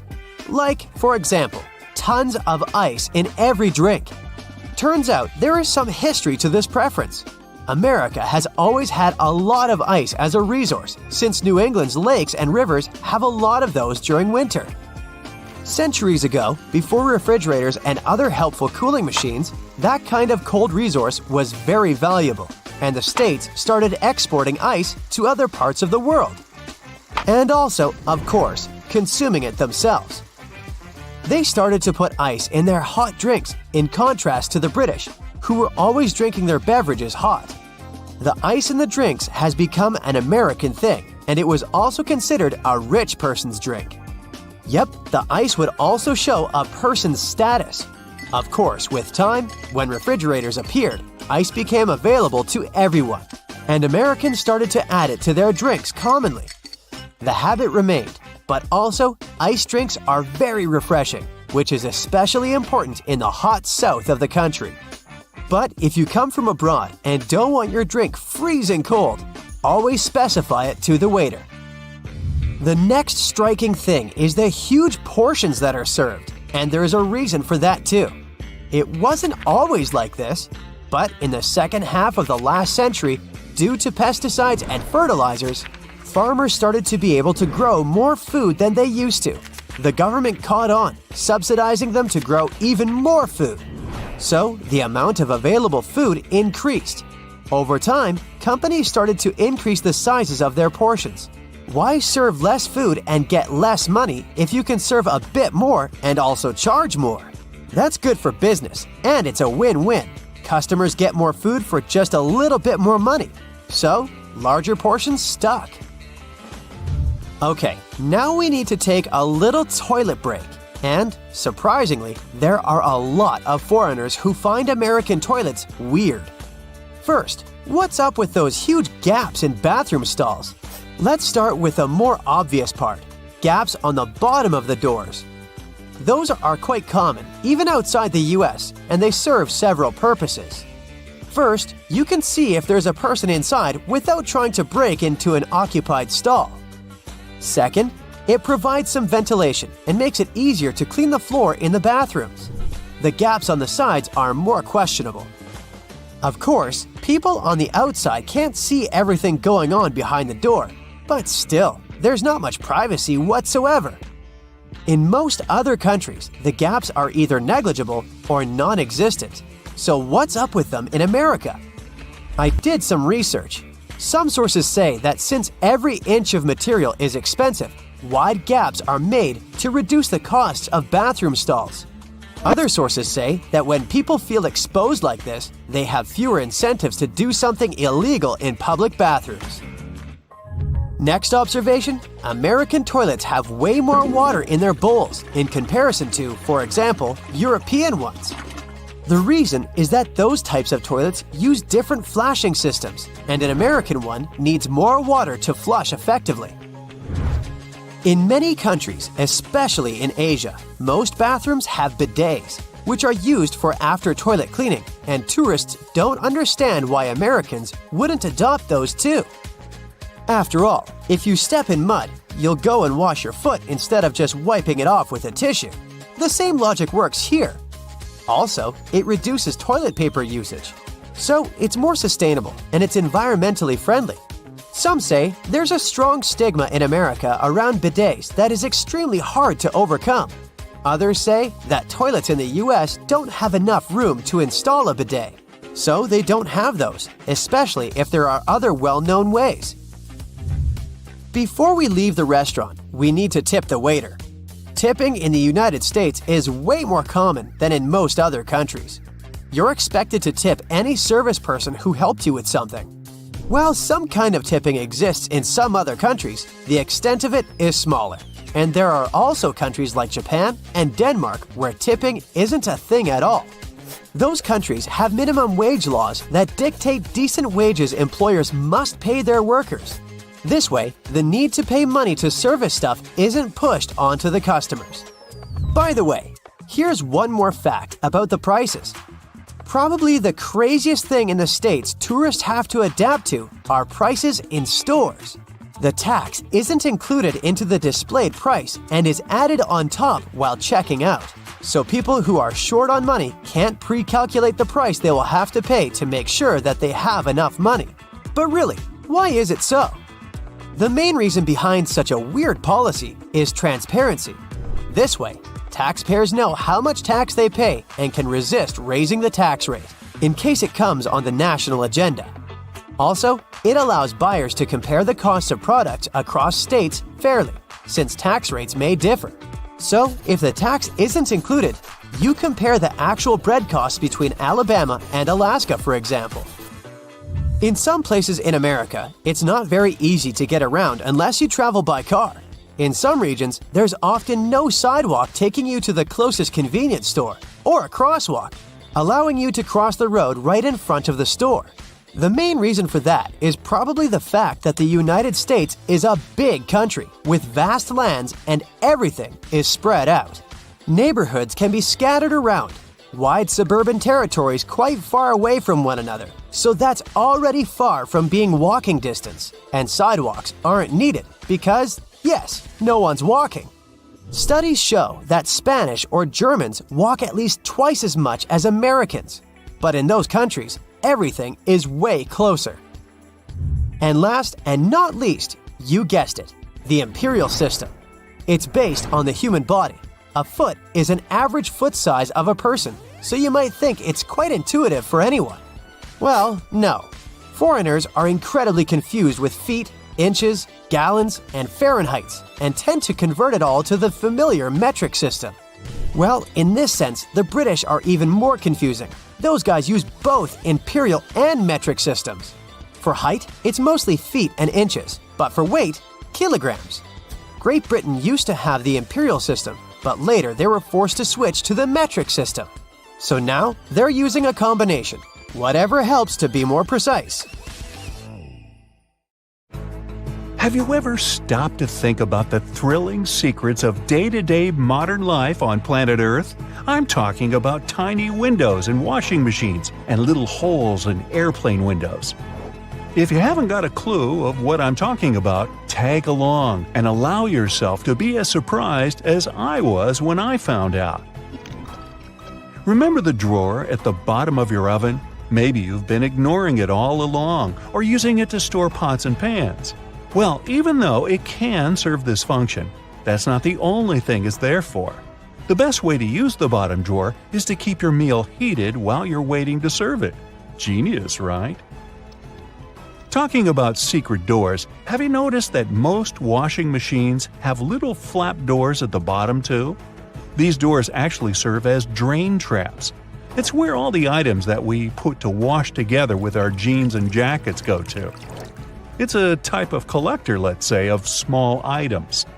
It stops them from getting into the main drain pipes and clogging them. It saves us hundreds of dollars in repairs each month. Now, who hasn't gone through the confusing task of having to measure how much pasta to cook for one serving? Well, here's the solution. the holes in the center of pasta spoons. They were actually made for measuring the exact amount of dry pasta you need for one serving. If you try stuffing wet cooked pasta through it, well, good luck with that. On a similar topic, have you ever wondered why pen caps have holes in them? Maybe you thought it was a design feature to regulate air pressure. But in reality, these holes have a much simpler and more important function: to reduce the risk of choking. Now, lots of people love to bite on their caps, and this tiny hole prevents them from choking in case they accidentally swallow a cap and it gets stuck in their throat. For kitchen lovers, there's a hidden secret right in front of your eyes that can change your life. Think pans. Now think handles. Right, they have holes in them. As it turns out, these holes were designed to hold the spoon you're using for cooking. And instead of dripping sauce all over the stove or your kitchen floor, you can place the spoon in the hole and let it drip the sauce directly back into the pan. Woohoo! Speaking of everyday items, and most doorknobs are made of brass because this material makes them naturally germ-free. Unlike plastic ones, brass doorknobs are kind of magical. They can disinfect themselves without you having to clean them. Neat, right? Have you ever noticed that at the bottom of a measuring tape there is a little dip? You can find it in that metallic part you need to pull on to measure something. Well, that dip is actually the exact size of a regular nail. It was designed for people to place the tape on top of a nail and use it as a support while they stretch the tape. Well, I can't wait to try it out for myself. As for the margins in your notebook, they were invented to protect people's notes from mice. No, the mice weren't copying your answers for the math quiz. Actually, there were times when people had to cohabitate with rats and mice that often chewed on paper. So, to prevent information from getting completely lost, people created margins.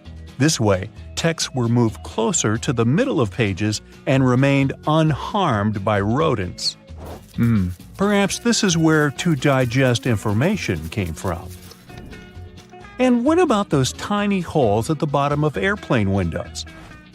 They have an extremely important function of regulating the air pressure inside the cabin. In other words, they help planes fly high up in the sky. Big responsibility, right? By the way, tray tables on an airplane are the germiest places inside the entire cabin.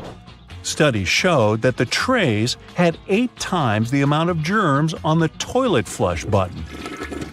Now, how about we cut a commercial airplane in half and see what's inside? Well, it would look more or less like this: rows of seats on top and everything else that needs to be stored at the bottom. I'm talking about passengers' luggage, emergency supplies, parts of the wing system, and so on. Moving on to bowling balls. Yes, I know it's a clumsy transition. Anyway, have you ever wondered what the insides of a bowling ball look like? If you have cut a professional ball in two, you'll see a familiar shape. Look closely. Do you see it? Doesn't that look like the logo of Brightside? Anyway, professional bowling balls are different from the ones in your local bowling alley. That's because they're designed to make fancy moves. They actually have some really complex engineering inside. They're shaped to help skilled professionals get more strikes. The weight of professional bowling balls is designed to be projected inward as they travel down the bowling lane. This makes it harder for them to get into the gutters on the sides of the lane. Speaking of balls, let's take a look inside a baseball. To make it light and aerodynamic, producers use several different layers. Starting from the core, we have a cork center enveloped by black rubber. Then there's a layer of red rubber, followed by 2 or 3 alternating layers of wool yarn. After that, there's a visible white leather cover and that beautiful red seam on the side, stitching it all together. And what if you had X-ray vision and managed to look inside a human bone? Ooh, spooky! I'd say what calls most attention is this spiderweb-like situation at the center of the bone. In reality, it's a highly condensed and complex structure of nerves that you have inside your bones. Aren't you lucky? Now, I've got a riddle for you. What is round, can be found near the ocean, and looks like an aerial view of the Guggenheim Museum in New York City, the one that's made almost entirely of ramps? If you said a nautilus shell, hey, then you guessed right. A nautilus is a shellfish whose house you can find in countless souvenir stores near the beach. It's made up of two layers, a matte white outer layer and an iridescent white inner layer. And if you were to cut it in half, it would look very similar to the insides of the Guggenheim Museum. Aloe leaves are good for healing purposes and also for hydration. But if you managed to look inside of an aloe leaf, the image you'd see would be satisfying and very relaxing. Who hasn't dreamed of a pool filled with jelly? Now, there seems to be nothing more mundane and regular than a tube of toothpaste.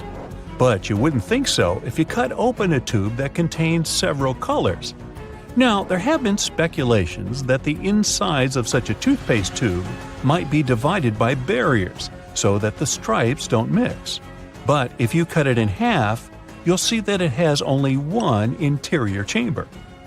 As it happens, there's a lot of science behind the making of striped toothpaste. According to a specialist, they have to ensure that the paste in all the stripes has the same physical properties. This way, the colors are naturally prevented from mixing with one another. That's why, if you tear a tube open, you'll see something that looks like several slices of pizza in different colors. If you open your closet, you're bound to find at least a few wooden hangers. Usually, they're made of cedar wood, which is a natural moth repellent. So, cedar hangers actually protect your clothes from moth infestation. For some people, more than others, eyeliner is an everyday must. Boy, isn't it. But did you know that back in ancient Egyptian times, both men and women used kohl eyeliners to protect their eyes from the sun's glare? Way to go for the Egyptians for figuring that out. Now, if I could just learn to walk like one. Normally, we use headrests for the purpose of, well, resting our heads, right? Well, not only. As it turns out, headrests can be easily removed from the seats and used to break car windows in case of emergencies. Now, this one is a trick very few people know about. You probably place your doormat horizontally, like most of us do. But doormats serve the purpose of absorbing dirt from the soles of your shoes before you enter your home. So, for this function to work as it's meant to, the best way to place a doormat is vertically. This way, you take more steps on the top of the doormat before entering your house. And last but not least, now I don't want to be accusatory here, but you have probably been vacuuming your house the wrong way, and I can prove it. Most people just vacuum floors and carpets in one direction or move the brush back and forth several times, thinking they've got all the dust out. But according to cleaning professionals, the best way to vacuum is in rows. First, you go forward with the brush until you arrive at the end of the row. Then, you fluff the carpet up and move back down along the same row, gathering the dust that wasn't collected in the first sweep. Talk about efficient cleaning. On the other hand, my idea of house cleaning is to sweep the room with a glance. Hey, I don't want to disturb that protective layer of dust. When you first see this creature, it may seem to you that this is a flying sapphire. The blue-banded bee is as beautiful as this gem. These flying beetles have turquoise stripes instead of yellow. Their huge green eyes resemble emeralds. And their thin brown wings look like layers of cellophane with engraved patterns. Appearance is not the only thing that distinguishes them from ordinary bees. The blue-banded ones are singles. They don't move in swarms and don't live in large nests. These beetles like settling in small burrows in the soil or crevices in rocks. Another cool difference between our blue guys and ordinary bees is their unique way of pollination. Scientists call it buzz pollination. The blue bee sits on the flower, holds it tightly, and begins to shake the whole body. It creates a series of small, fast vibrations. This way, the bee also shakes the flower, quickly and gently. These movements make the pollen move out of the anther. Then the bee stops and collects all this pollen. Some scientists think these bees prefer pollinating purple flowers.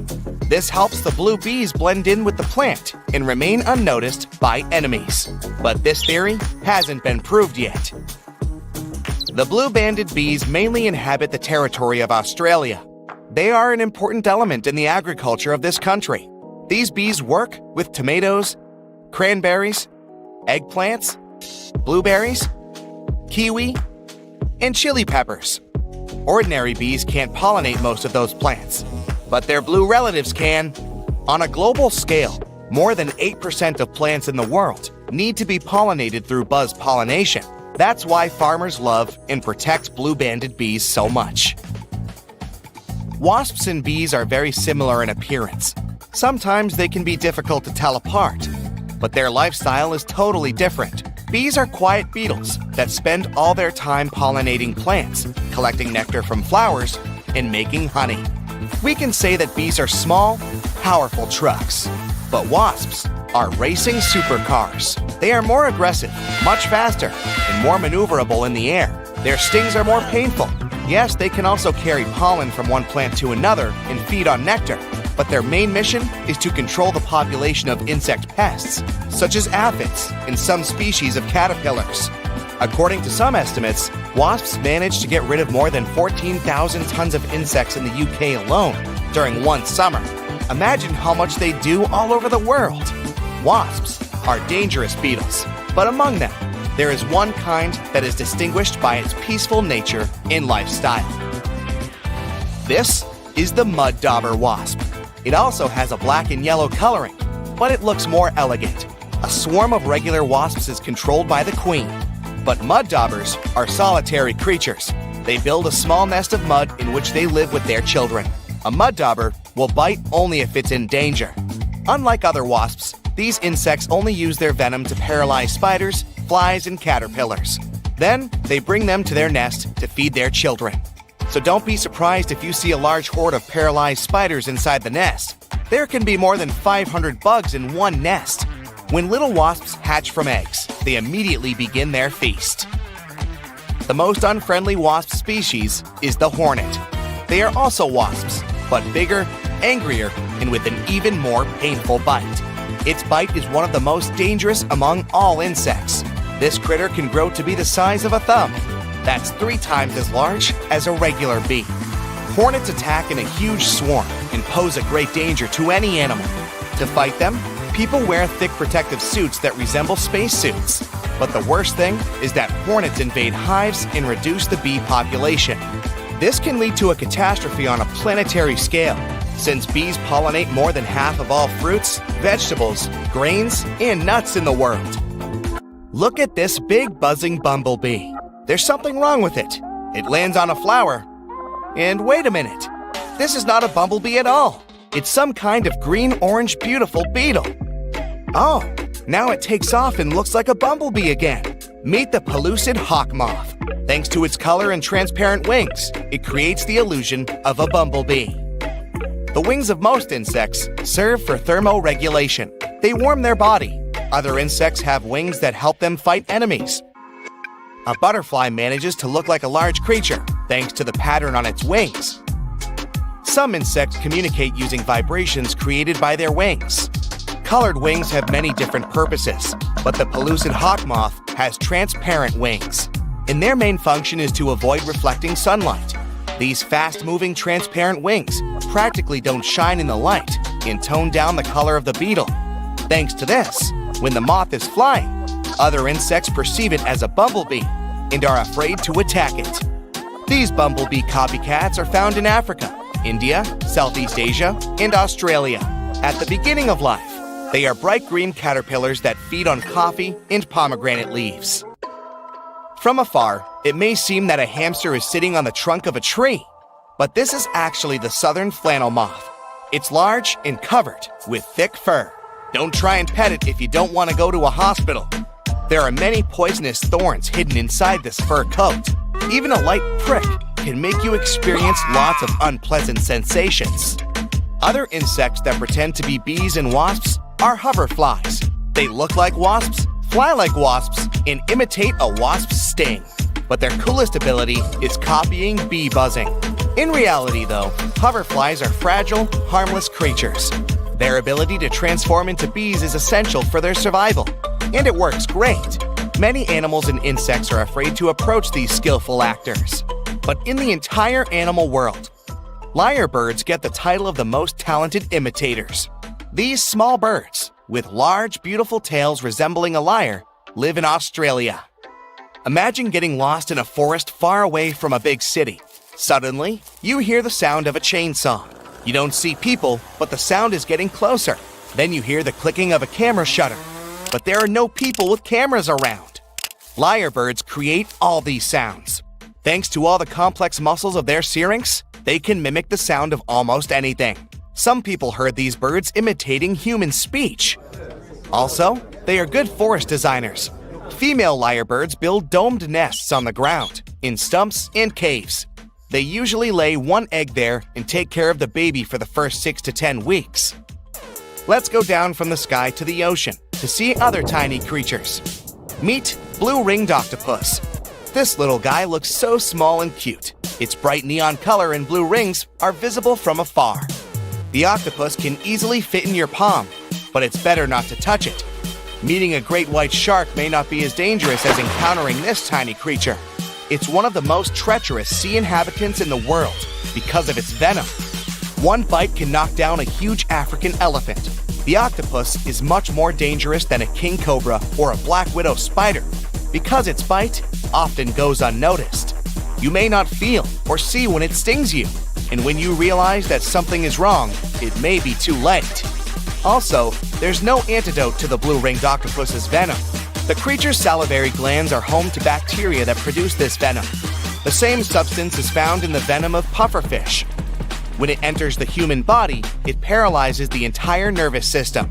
The lungs stop contracting to supply the body with oxygen. The only good news is that this octopus is unlikely to attack first. The last recorded case when this creature charged at people was in the 60s. The blue-ringed octopus lives in the Pacific and Indian Oceans, from the coast of Japan to Australia. They spend most of their time in tide pools and coral reefs. Now we move to the hot sands of the southeastern U.S. states. You can find fire ants here. Outwardly, they don't differ much from regular bugs. But people call them fire ants because of their bite. Their poison resembles a flame. You're likely to feel the bite site burning. Therefore, it's better not to touch them and go away before any of these ants crawl into your pants. Trains used to make people mad. During the Victorian era, there was this rumor that the swaying motion of train carriages made passengers, especially men, go a bit crazy, leading to some strange and dangerous behavior. The so-called railway madness was supposedly triggered by the noise of the train. To make things worse, carriages were locked for privacy reasons back then, so people found themselves stuck in tiny spaces with lunatics who could snap at any moment. If you see someone putting ketchup on some car, it doesn't mean you're witnessing them preparing a prank. It means they're just taking care of their car. Yup, it goes great with hamburgers and hot dogs, but it goes even better with cars since it has ingredients that are good at removing rust. Rust occurs when the metal gets exposed to moisture, oxygen, and heat, and due to weather conditions, it's hard to avoid it. When you leave rust for a longer time and don't deal with it, it will continue to degrade the metal. So, you need to get rid of it before your car becomes physically useless. That's when ketchup comes in. Its key ingredient is tomatoes, and they have many nutrients similar to those you can find in oranges and some other citrus fruits. For instance, citric acid can help you remove rust from metal surfaces since it eats through rust. We're not talking about the cars only. You can use it on metallic kitchenwares, furniture parts, jewelry, and rust spots on generally any metallic item. You can combine it with washing soda. It's not quite effective against rust, but when you combine it with ketchup, it'll do the work. Mix these two and apply them to the rusted area. Leave it like that for about half an hour and wash it with a wet cloth or sponge. You can combine ketchup with salt instead, or just apply a lot of it on the rusty area without using any additional ingredients. Ketchup removes tarnish from brass copper too. Put it on brass hardware on doors and cabinets, or some accessories such as bowls and candlesticks for 10 minutes to make it all shine. And also, you don't put it on meat just because of taste. Ketchup breaks down its fibers, which means it makes it more tender. Locking handles as we know them were only invented relatively recently, in 1878. Before that, people had to get pretty inventive to secure their homes. Most folks used a latch string. They'd make a small hole in the door, thread a leather thong or string through it, and then loop it around a wooden bar. Even after doorknobs were invented, only the wealthy could afford a proper lock and key. Vacuum cleaners had a rough start too. The first one was invented in 1901, but it was so huge that it wouldn't fit inside houses. Instead, vacuuming was offered as a mobile service. The machines were parked outside, and long hoses were fed through the windows. And to get to the client's house, these large cleaning machines were actually pulled by horses. Back in the day, animals even used to pull strollers. Yep, with kids inside. The stroller was first developed in 1733 for the daughters and sons of a British nobleman who might have been a bit too lazy to walk with them every day. So, the first model was basically a shell-shaped basket on wheels that could be pulled by a goat or a small pony. This small chariot was cute, but probably not the safest way to get around. Refrigerators also used to be a bit scary. From the late 1800s until 1929, they used toxic gases like ammonia, methyl chloride, and sulfur dioxide to cool things down. People were so concerned about gas leaks that they began leaving their refrigerators in the backyard instead of keeping them in the kitchen. This danger even inspired Albert Einstein to create a new model. In 1926, Einstein and his former student Leo Szilard invented a refrigerator with no moving parts, using safer, environmentally friendly gases to reduce the risk of toxic leaks. But it had one problem. Einstein's refrigerator was less efficient than existing appliances, so it wasn't commercially appealing. If you ever find yourself casually wandering in the forests of Estonia, don't freak out if you see some giant megaphones. These wooden acoustic giants were set 3 hours away from the country's capital by interior architecture students. That's way cooler than the hamster roller coaster I once built for a science fair, I have to admit. More than half of Estonia is covered by woods, and they're pretty proud of this natural wealth. So it's not the first art project of this kind, and there was a winding, elevated pathway and a faceted woodland cabin. The idea of the megaphones is to crank up the natural sounds of a forest and also to serve as a rest spot for hikers. These wooden beauties are large enough to host several people. And hey, if you walk this far into the woodland, you'll be thankful for this. The students were given a task to invent some concepts of a forest library. They built the megaphones off-site and brought them to their permanent spots. They're set in such a way that sounds from 3 directions meet in the center and create a cool, natural surround sound effect.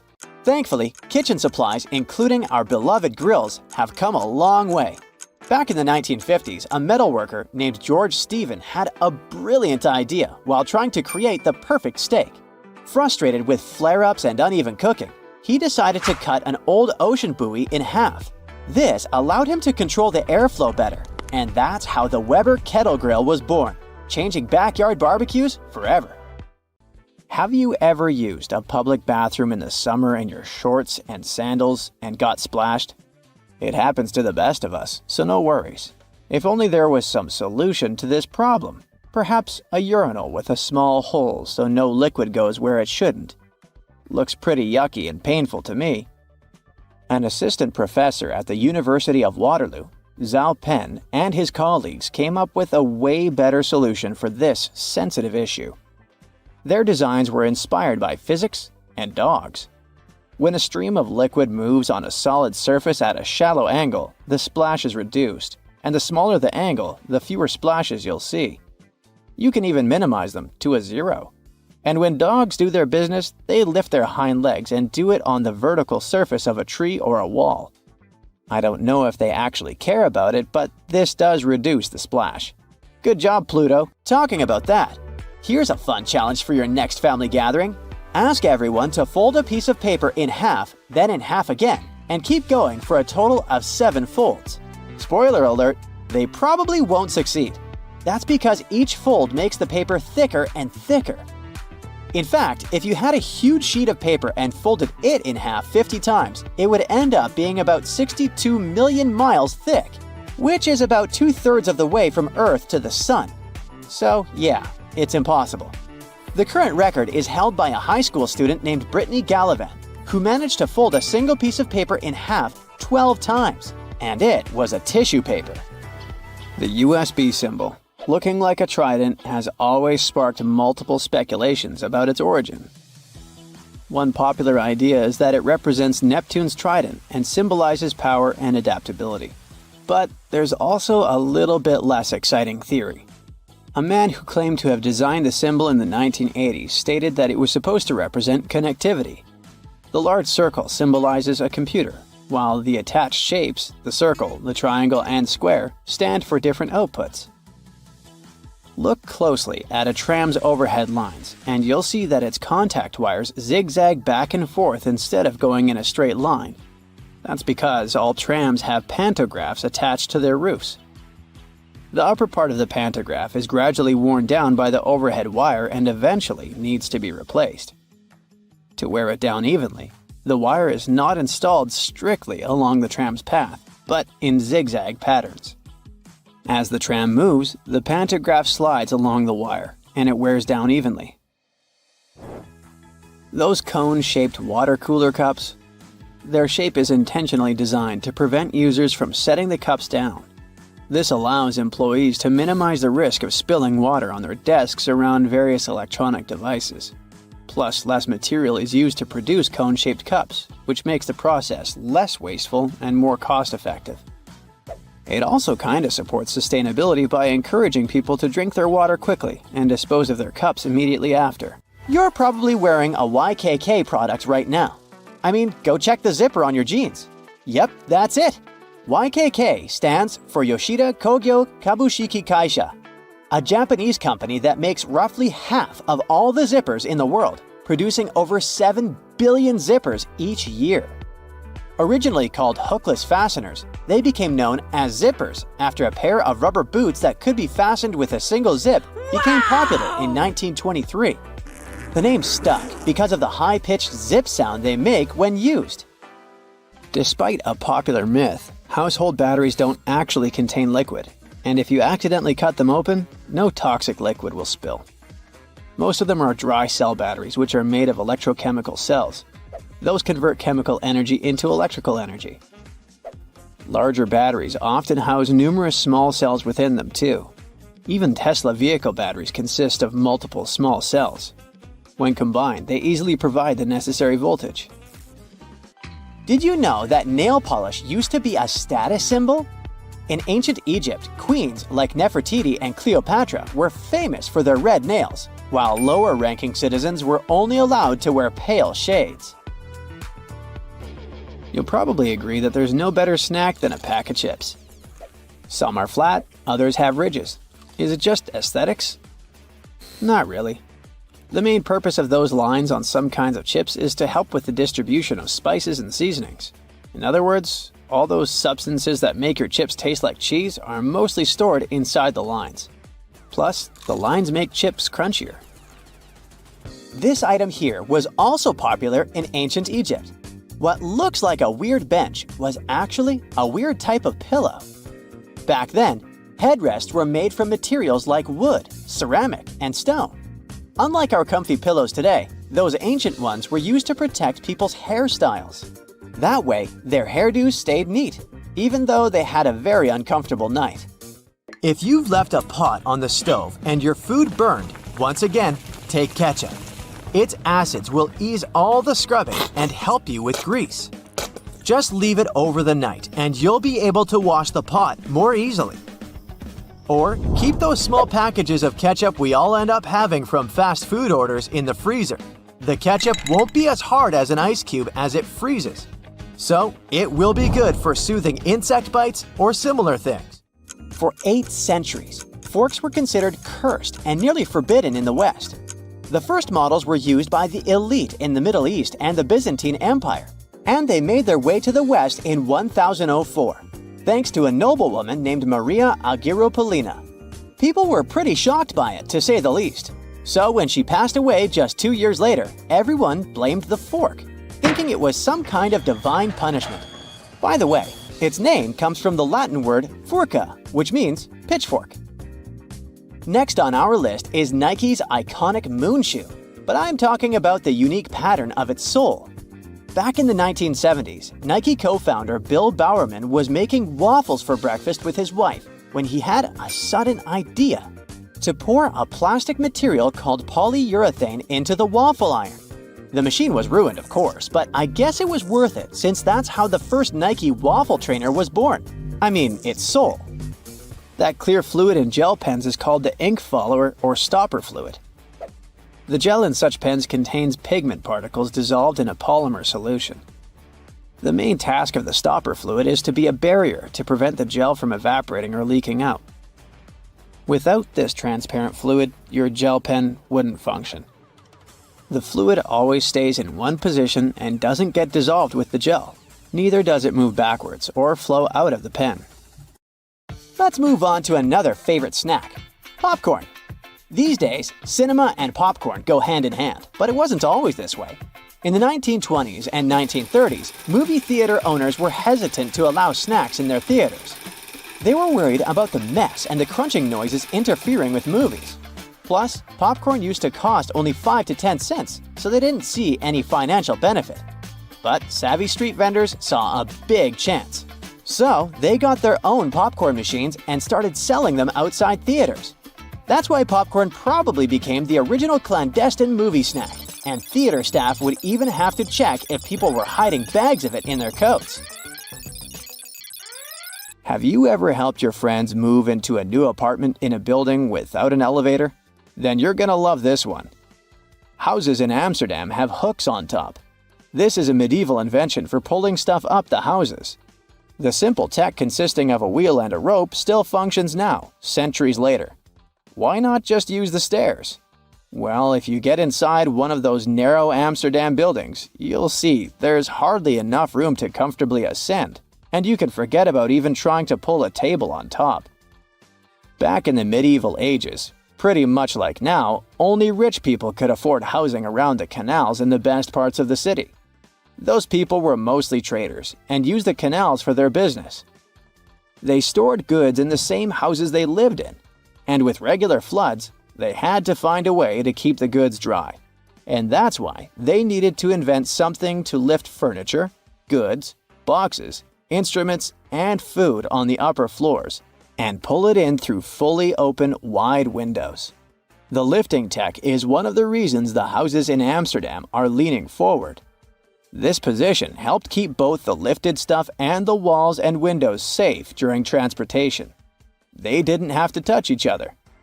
The gables also assisted in the process and had to be made firm to withstand all the heavy weight. And in case you're wondering what gables are, they're sections of wall between the edges of a dual-pitched roof, typical for Amsterdam. Sticking with old-school fun, it's time to talk about cards. So, have you ever wondered how many times you need to riffle a deck to shuffle it completely? The answer is 7 times, according to math. Even cooler, if you shuffle a deck right, you're probably creating a unique order that's never existed before and never will again. And if you have a deck at hand, check out the 4 kings. You'll notice that the King of Hearts is the only one without a mustache. He's not special or anything. I mean, he also used to have a mustache, but it was lost in the reproduction of the original design. Your home has more regular things that can do magic tricks. Like if you have a house or a big terrace and want to make a nice flower wall. Try old mattress springs. Just hang them on the wall and let your imagination run wild with flowers. An old flower sifter can still come in handy, for example, as a planter.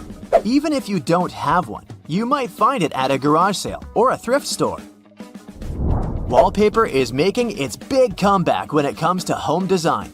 Maybe you can try something different and use some old books with torn pages. You just need to learn the basics of hanging wallpaper, and voila! You get a new cool place for your old books. There's a solution for the remains of an old book. Don't worry. You can have blocks where you'll keep your kitchen knives. It's pretty original, don't you think?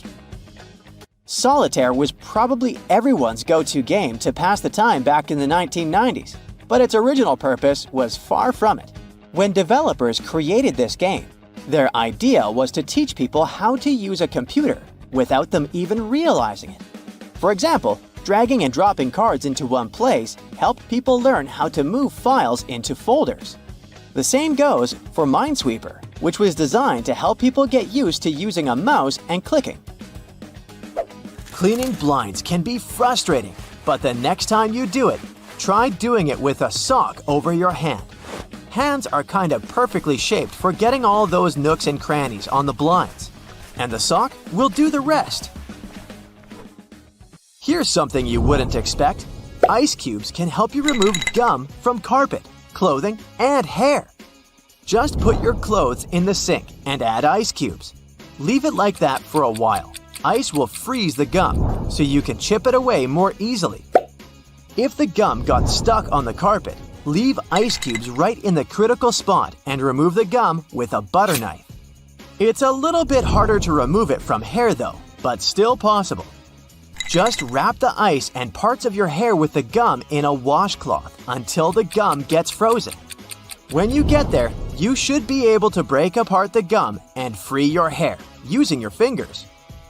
Or next time you have to deal with a splinter, just take one ice cube to numb that area before you even start doing anything. You might have noticed that movie theater seats are almost always red. This choice isn't random. It has strategic importance, which is rooted in visual science. The thing is, red light has a longer wavelength. It means that it's the first color to disappear in low light. It allows the audience to concentrate better on the screen once the movie begins. Such a design choice enhances the viewing experience by minimizing distractions. Speed bumps are crucial for pedestrian safety, but at the same time, they can seriously increase car emissions due to the non-stop acceleration and deceleration they cause. To address this issue, some cities like London are testing fake speed bumps. Those are optical illusions painted on the road. They look raised from a driver's perspective, but in reality, they're flat. Authorities hope that this approach will slow down drivers without having a negative impact on the environment. Soda bottles are always filled in such a way that there's some space between the liquid and the cap. That's because soda contains carbon dioxide. It's a gas that can expand once the bottle's heated. If there's no gap in the bottle, it can break because of the pressure building inside. Also, when you open your drink, the gases go out in the form of bubbles, making the drink overflow. The gap helps with this problem too. If you're more into Angry Birds, Candy Crush, and other mobile games, that's totally normal. After all, more people have access to cell phones than to toilets these days. But not many of us stop to think about how disgusting our phones can be. The natural bacteria from our skin and the oils from our hands get transferred to our phones with every touch, swipe, and tap. This makes phones about 10 times dirtier than toilet seats. Yikes! If you're planning a trip across the Atlantic, you should prepare for more than just the jet lag. Depending on where you land, life in Europe can seem a bit unusual. So it's best to do a bit of research before you travel. Speaking of quirky little differences, one of the first things you may notice is the lack of AC.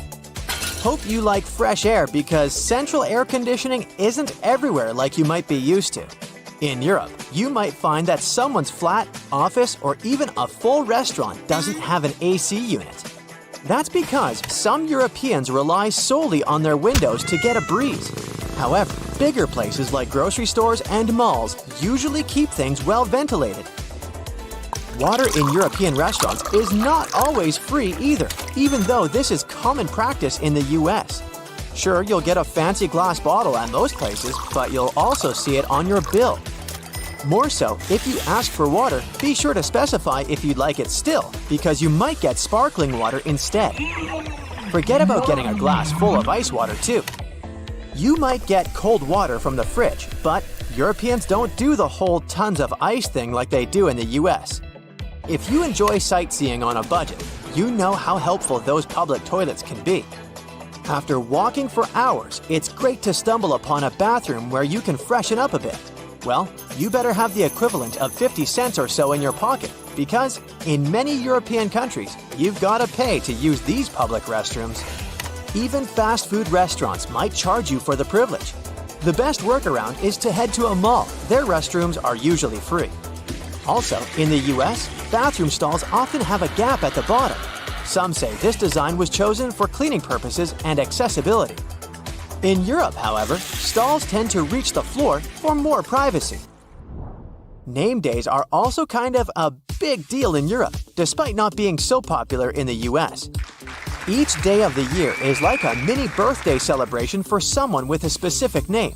Europeans who follow this tradition see it as a second birthday, and even some take it more seriously than their actual birthday.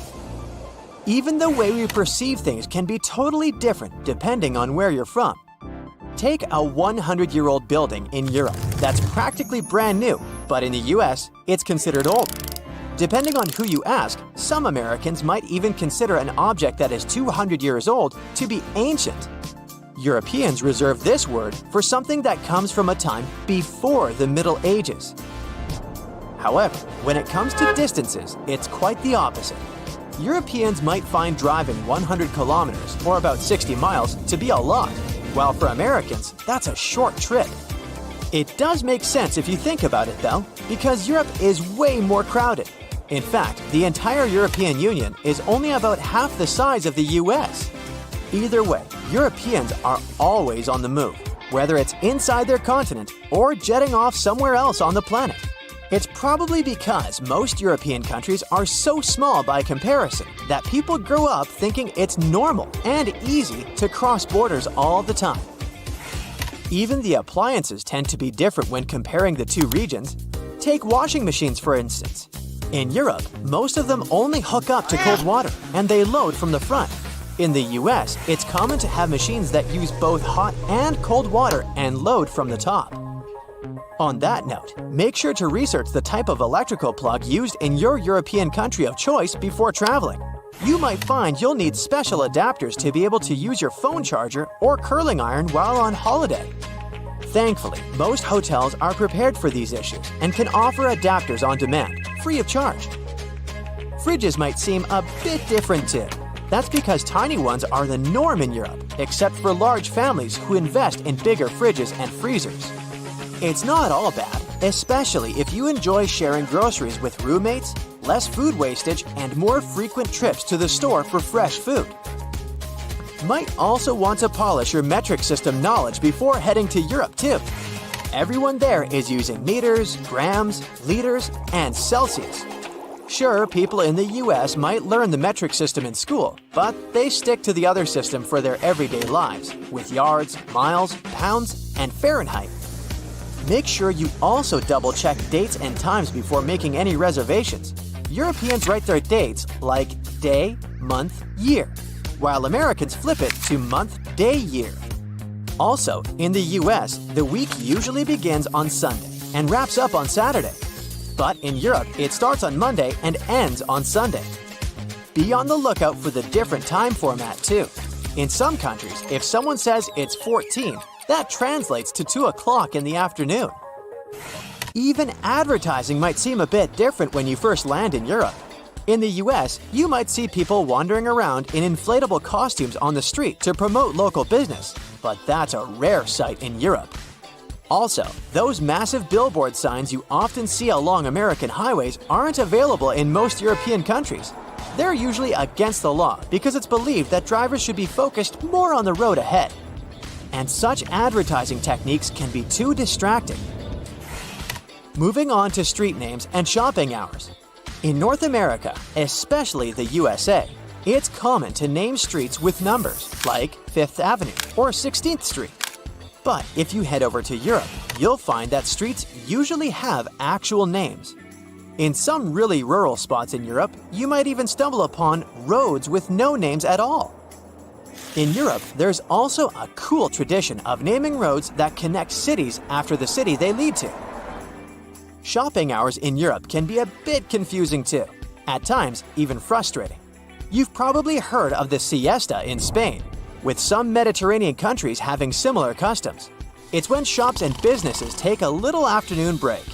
Smaller venues in European cities might close up for lunch breaks or have shorter hours on weekends. Some might even stay shut altogether on specific days. It's best to check out the local schedule if you're planning some retail therapy while traveling in Europe. Those shopping hours can really affect your plans and how easily you can get your hands on the stuff you need. While Americans tend to smile more, even to strangers, it can seem a bit unusual to people from other countries. There's a reason behind it though.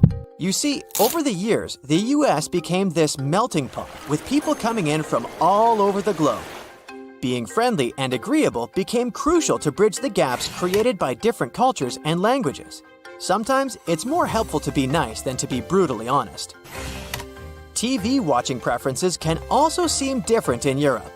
Take Norway, for example, where you'll find this cool concept called slow TV. You know how we sometimes zone out in front of a show for hours? Well, Norwegians have turned that into a national sport, if you'd like.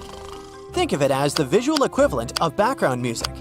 None of us get glued to the screen watching hours of wood burning or knitting marathons. But you might want to check it out when you need some background entertainment that doesn't demand your full attention. Speaking of taking things slow, you might have also heard about a concept called hygge. It's this whole way of life up in the Nordic European countries. Some think these life principles could be the secret to happiness. It's about creating a life that's free from annoying or overwhelming stuff. It's also about prioritizing your relationships and striving to always have a positive attitude. You see these blades? They have notched corners to make your cutting experience smoother. Ooh! The front edge notch helps with separating blades during manufacturing, while the trailing edge notch helps the blade glide easily. And a fun fact, that notch on the front also helps you spot unused sections of the blade. Just a little visual indicator to make your life easier. When it comes to silver versus black blades, they're both made from the same stuff. But black blades are sharper and are better suited for cutting through tough materials, while silver blades strike a balance between cutting power and durability. If you want that extra cutting oomph, go for black. Oh, almost forgot. The only thing those blades aren't meant to cut is food. It has a rust-proofing oil coating, which is not safe for humans. Check this one out. It's totally giving me childhood vibes.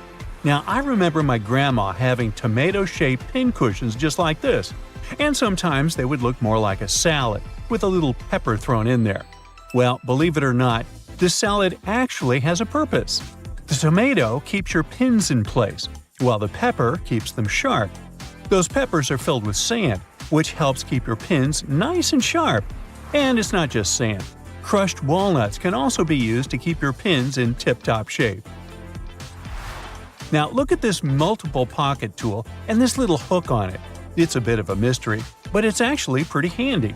I counted at least 4 different applications. 1. You can use it to carry all sorts of awkward stuff, like camping gear or heavy parcels. 2. Need to twist some wire or play around with knots?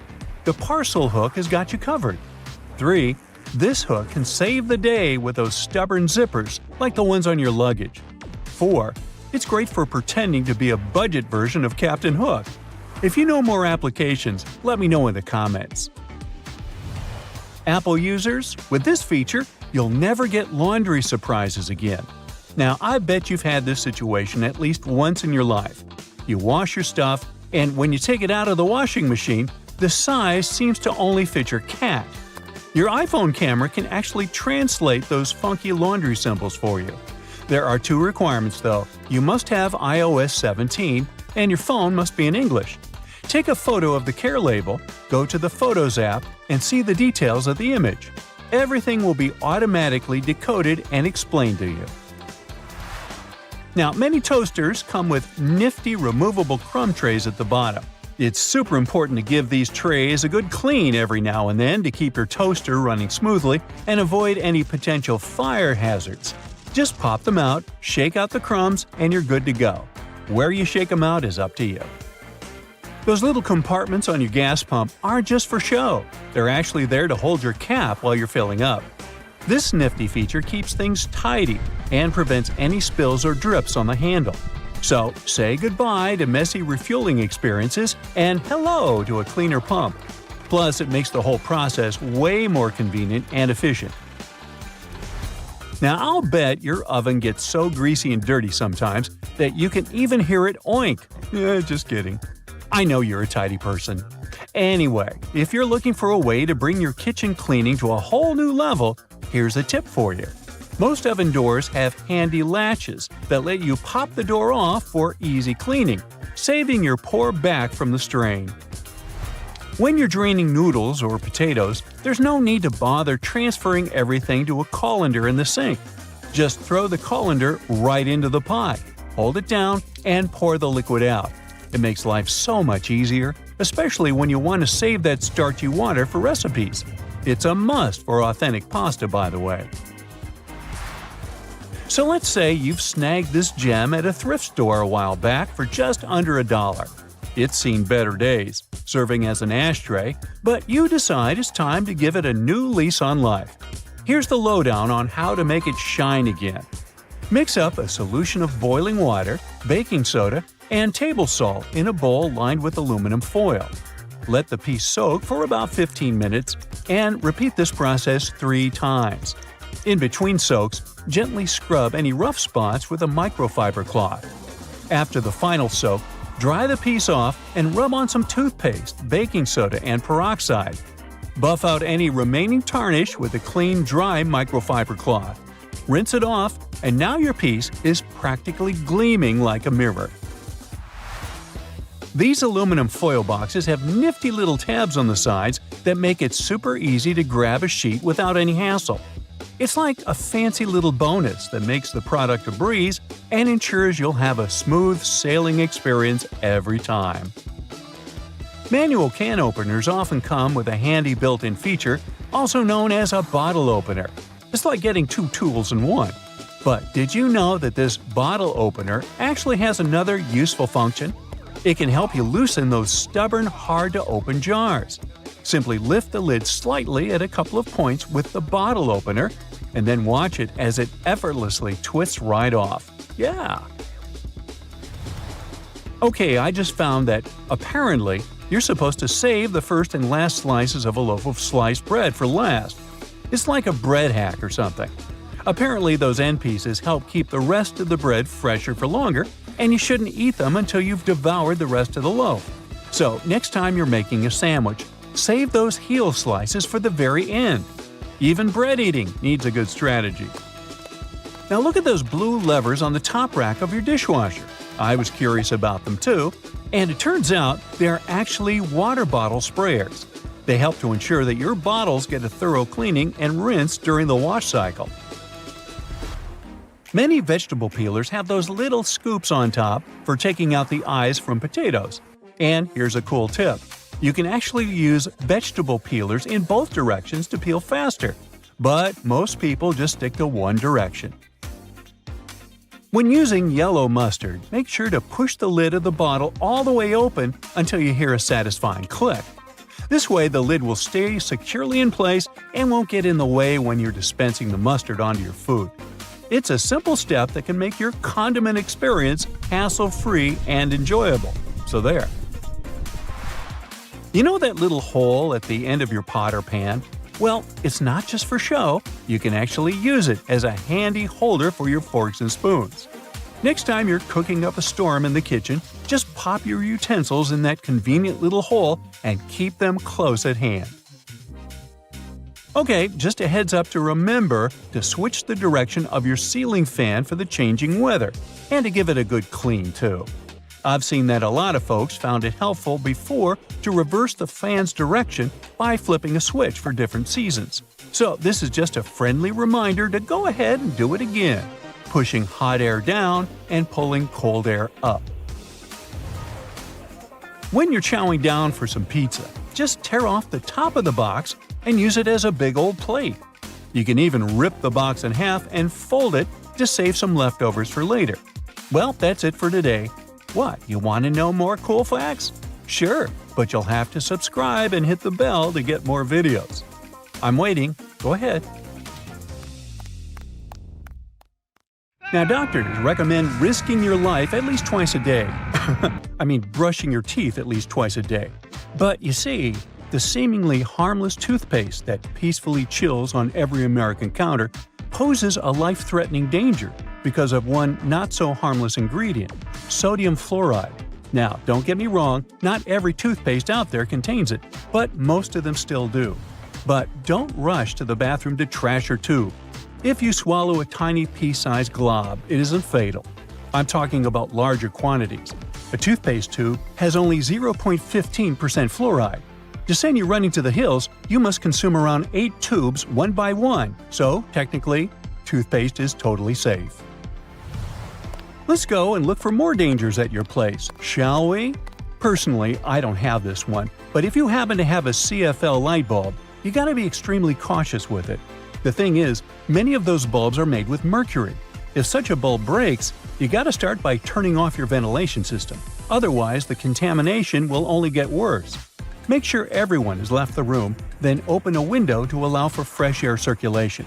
Finally, clean the area where the bulb shattered. Be careful to address both wet and dry surfaces and contact specialists. Mercury vapors are definitely the biggest concern when it comes to this element. Take, for instance, a case of 2008, where a 55-year-old guy in Oklahoma tried to extract gold from old electronics using liquid mercury. Unfortunately, he inhaled too much vapor and sadly passed away just 10 days later. The contamination was so severe that they had to completely gut his house. Now, you definitely don't want your favorite clothes to get ruined by moths, so you might grab some mothballs to exterminate them. But watch out, those mothballs can exterminate you too. They usually contain chemicals like naphthalene or paradichlorobenzene. When these get into the air, they turn into gas. That strong smell you associate with mothballs kicks in. Those fumes can actually irritate your eyes and lungs, and may even cause headaches, dizziness, and nausea. Plus, there are concerns about these chemicals being the cause of major conditions that even modern medicine can cure.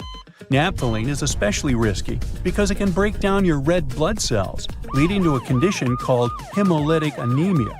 So try to swap those balls for good old lavender. Moths aren't big fans of it. Now, it's super important to keep an eye on the plants you bring into your home because some can be surprisingly harmful. Take Dieffenbachia, commonly known as dumb cane, for example. Rumor has it that its sap can cause your tongue to swell up so much that it can block your airway. But can it really? Yes and no. It's true that this plant contains poisonous, tiny needle-like crystals called rapides, but they require someone to actually chew on a leaf first before any fuss happens. Otherwise, you might just feel a brief burning sensation or observe some skin redness. In rare cases, you might see some swelling in the area that touched the plant. Generally, just a little nibble leads to mild discomfort, so please don't snack on your potted plants. This warning is more for the safety of your pets, especially cats. Now, if Dieffenbachia stays in contact with the mouth for too long, it can cause some serious pain that might linger for days or even weeks. In those cases, a trip to the hospital might be necessary, especially if the throat gets affected, as that could impact breathing. But don't believe the hype that Dieffenbachia is a lethal poison. That's just an urban legend. The bottom line? One must be really dumb to get poisoned by a dumb cane. Now, using a power washer can be more dangerous than you might think. The intense pressure can lead to serious injuries, and the high-speed spray can kick up debris that might cause even more harm.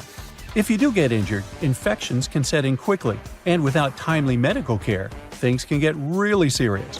Think severe complications, potential limb loss, or even worse. But honestly, it's not that scary. Just don't overdo it with pressure. Here's a friendly tip. Don't skip out on your weekly house cleaning, especially when it comes to the bathroom. The longer you put off cleaning it, the more risky it becomes. Bathrooms are notorious hotspots for bacteria, which makes regular cleaning essential. You definitely don't want those unwelcome guests like norovirus, E. coli, salmonella, or even Staphylococcus aureus hanging around, along with those molds and mildews. Just put things into perspective. An average toilet seat can host over 200,000 colony-forming bacteria. And here's another thing to keep in mind. If you're not careful while cleaning, you can accidentally create a dangerous situation. Mixing bleach and ammonia can release a toxic gas called chloramine. Those fumes can lead to some pretty nasty symptoms, from shortness of breath to fluid in your lungs. Guess what? If it happens, you will probably kick the bucket. And I'm not talking about the one you use for cleaning the floors in the bathroom. On a sweltering summer day, having air conditioning is definitely a blessing. But don't let that trick you into thinking there aren't risks involved. If your AC is on the older side, it can lead to various issues. For example, the ductwork and filters can trap harmful mold, bacteria, and allergens.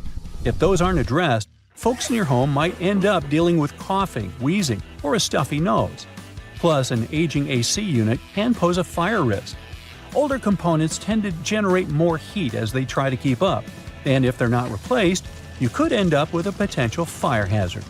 Faulty wiring is another concern, as many wires are tucked away in hard-to-reach spots, making them tough to inspect. So, if you have an older AC, it's a smart move to have it cleaned properly and ensure that its parts and wiring are up to date to avoid any fire risks. Snuggling under a cozy electric blanket when the weather turns chilly sounds like a dream. But if electric blankets get too hot, they might lead to burns. This risk is particularly significant with older models that don't have an automatic shutoff feature. So the best way to use such a blanket is to warm up your bed and then turn it off before you crawl in. There's also the concern of heat stroke, linked to the use of an electric blanket. Once, 2 people were discovered unresponsive in their beds beneath electric blankets. The first person's body temperature reached an alarming 106.2 degrees Fahrenheit, while the second person's temperature was 105.8 degrees Fahrenheit. So while these blankets offer comfort, it's crucial to use them wisely. Just a quick heads up about windshield washer fluid. It contains methanol, which can really pack a punch. If ingested, it can cause everything from dizziness and headaches to severe poisoning. Make sure to store it safely and keep it in the original container. Never transfer it to unmarked bottles. It can easily be confused with water and other harmless liquids, and that's a big no-no. Methanol is super toxic. For a grown-up, 2 to 8 ounces can do the trick. You know what I mean. The windshield washer fluid you dump into your car usually has about 30 to 50% methanol in it.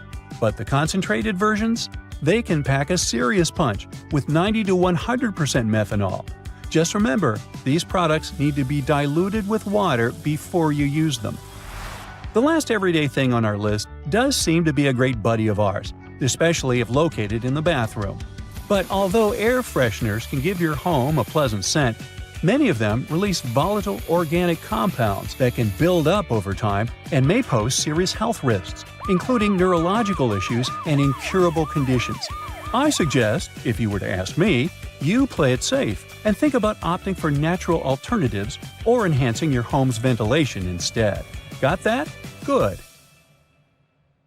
So listen, if you don't want your next barbecue party to end up at the emergency room, you might want to get rid of that wire brush you used to clean the grill. Over 100 people have to seek medical help because of it every year.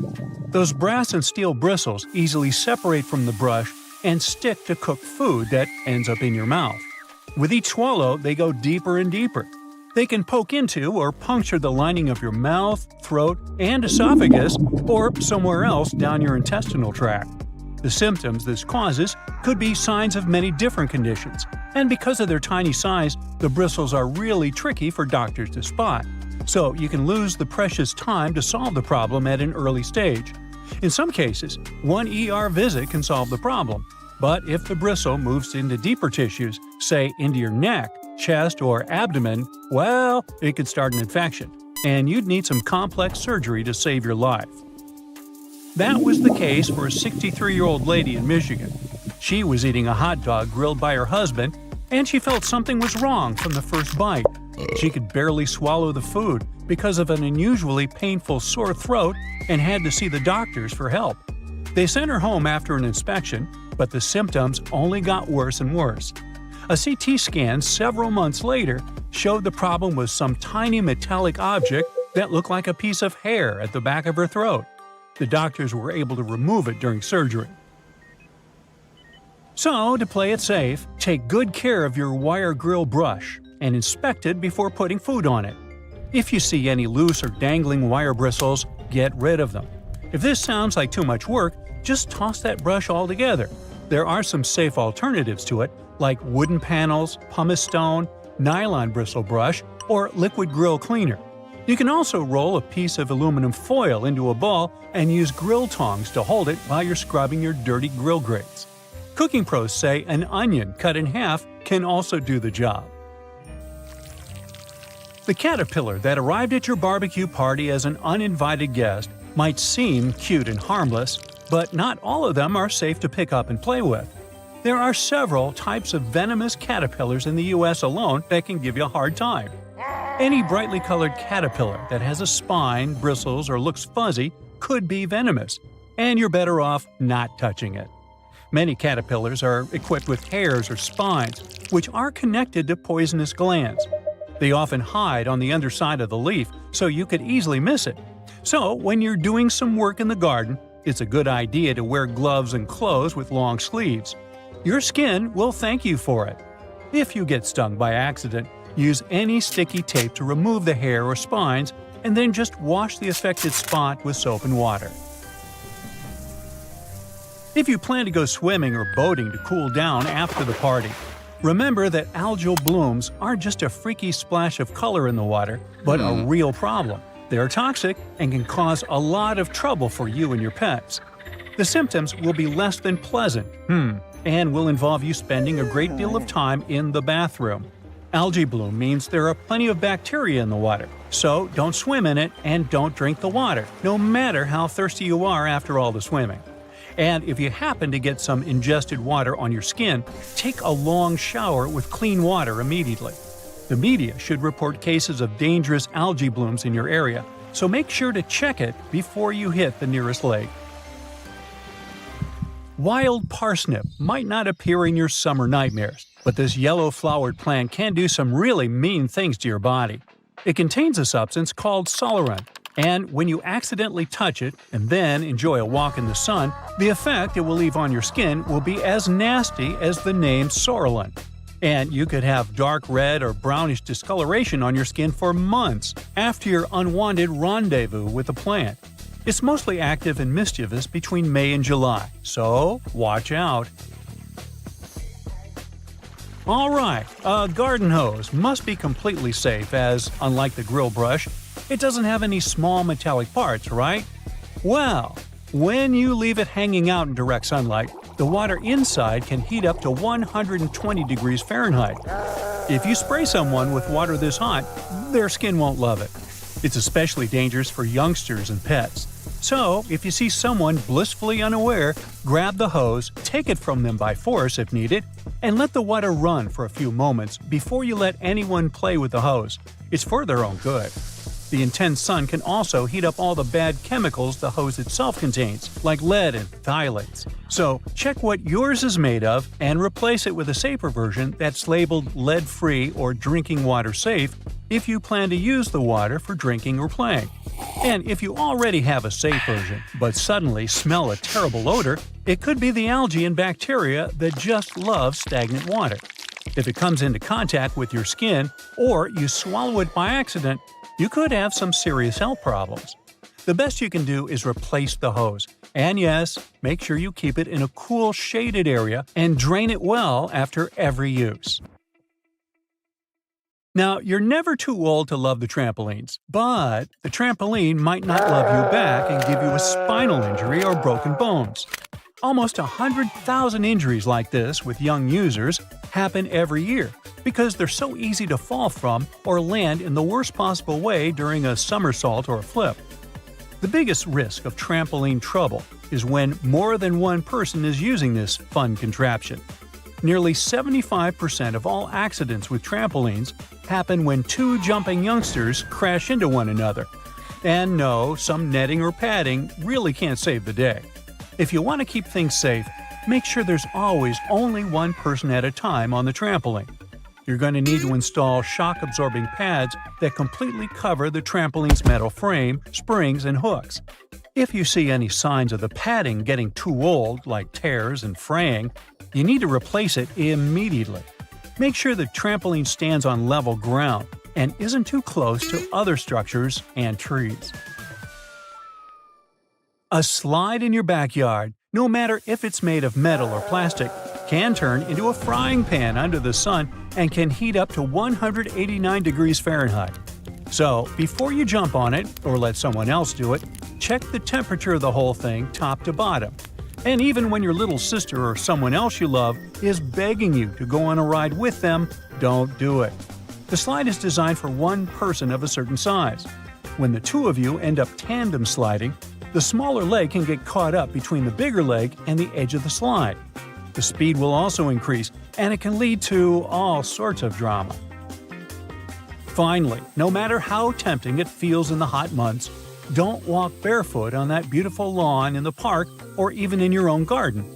You never know what's hiding in the grass, and if you step on something sharp, like a rusty nail hiding in the grass, you'll get yourself into a lot of trouble. Flip-flops aren't the best idea for everyday summer shoes either. They rarely come with arch support and can make you take shorter steps and put more stress on your body. It's just not good for your feet, joints, and muscles. Otherwise, have a great summer!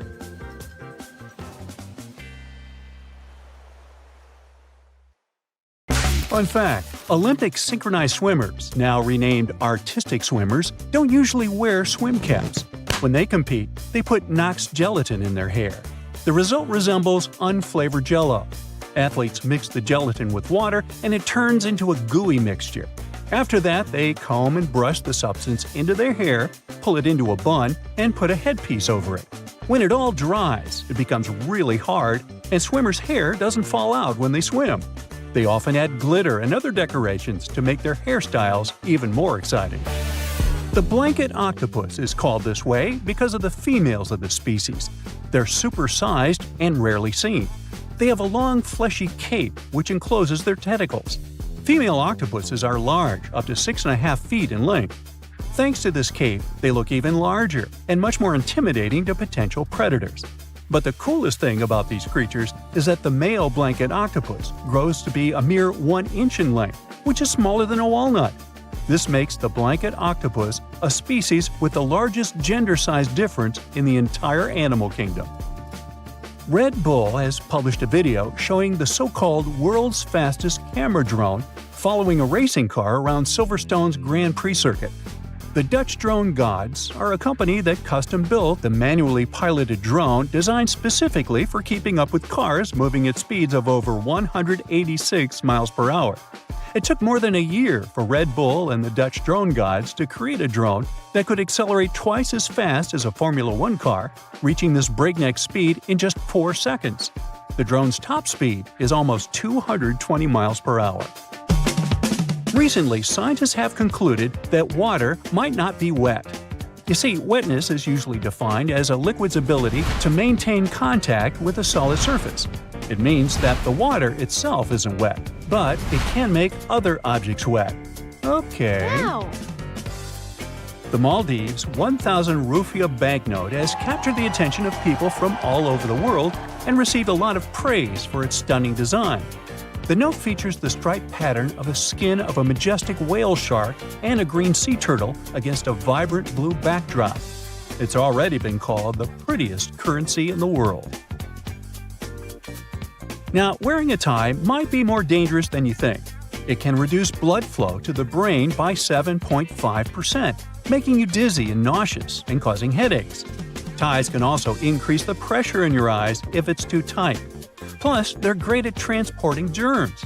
Gotta think again whether following that dress code is so necessary. A young girl from Washington broke a Guinness World Record by putting on 45 sweaters at a local library. Sophia Hayden pulled on each sweater individually all the way down to her waist before moving on to the next one. It was done to comply with Guinness World Record rules. She also had to make sure that none of those sweaters was ripped, since damaged items didn't count. As a result, she broke the record for the most sweaters worn at once. The previous record was 40 sweaters, and it was set by a French 11-year-old boy in 2022. Later, Sophia's mother admitted that it had been tricky to gather enough sweaters for that attempt. The sweaters were then donated to charity. Now, it was Louis XIV of France who is believed to have brought salt and pepper together, forming the basis for modern cooking. At that time, only rich people could afford to add pepper to their meals, and the king liked his food to be lightly seasoned with just salt and pepper.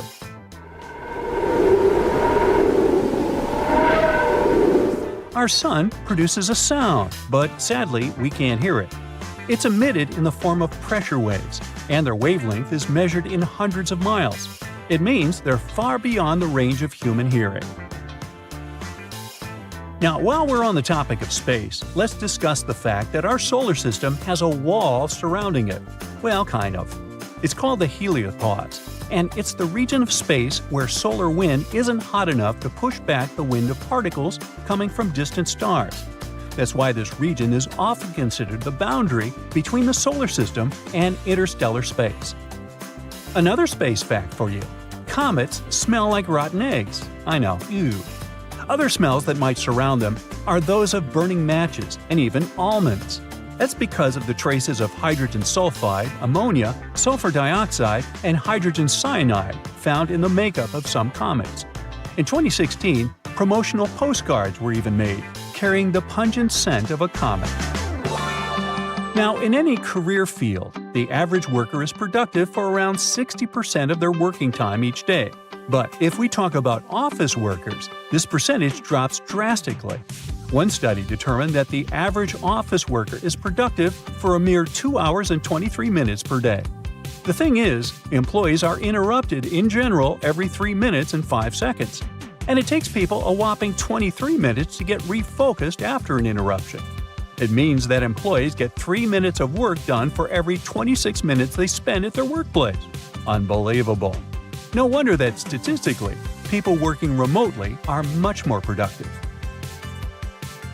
Scottish soccer team Inverness Caledonian Thistle Football Club is known for using cameras with AI ball tracking to live stream their matches on YouTube. Well, once, in the 2020 match against our United to be precise, when a camera repeatedly tracked an official's bald head, mistaking it for the soccer ball. Uh-oh, what a blunder. Now, speaking of sports, football teams wearing red kits reportedly play better. Accordingly, the color of your attire affects not only how you're perceived by others, but also how you feel. A review of football matches in the past 55 years has shown that teams wearing red consistently play better in home matches than teams dressed in any other color. One more awesome story connected to sports.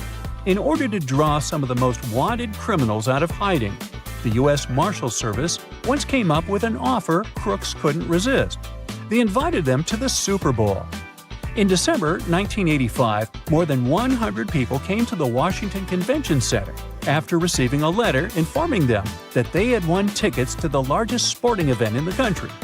According to the invites, they had been selected randomly from a clearinghouse list of D.C. residents and were supposed to receive 2 tickets to the Redskins vs. Bengals game that day. But to get in, they had to come to a pre-game party to collect their tickets. And guess what? The plan worked like a charm. Over 100 criminals were arrested, which made Operation Flagship one of the most successful in U.S. police history. Now moving on. Your brain is eating itself non-stop. Wait, don't panic yet. It's a totally normal process known as phagocytosis. During this process, cells envelop and consume smaller cells or molecules to remove them from the system. Luckily, phagocytosis isn't harmful. It actually helps preserve your gray matter, keeping it in top shape. Boy, I could use more of that. Giraffes are 30 times more likely to get hit by lightning than people. Between 1996 and 2010, there were just 5 documented lightning strikes on giraffes that ended tragically. But if we consider the fact that the population of the species was just 140,000 at that time, it makes for around 0.003 lightning casualties per 1,000 giraffes each year. This is 30 times more than the number of tragic accidents involving lightning strikes that happen to people. Animals experience time differently from us humans. To smaller animals, the world around them moves more slowly. For instance, salamanders and lizards experience time not as fast as, let's say, dogs and cats. All because of the perception of time, which depends on how quickly the brain can process incoming information. And finally, snails do have teeth, between 1,000 and 12,000 to be precise. These teeth aren't like ours though, so there's no need to picture snails with silly toothy grins. Snails' minuscule teeth are all over their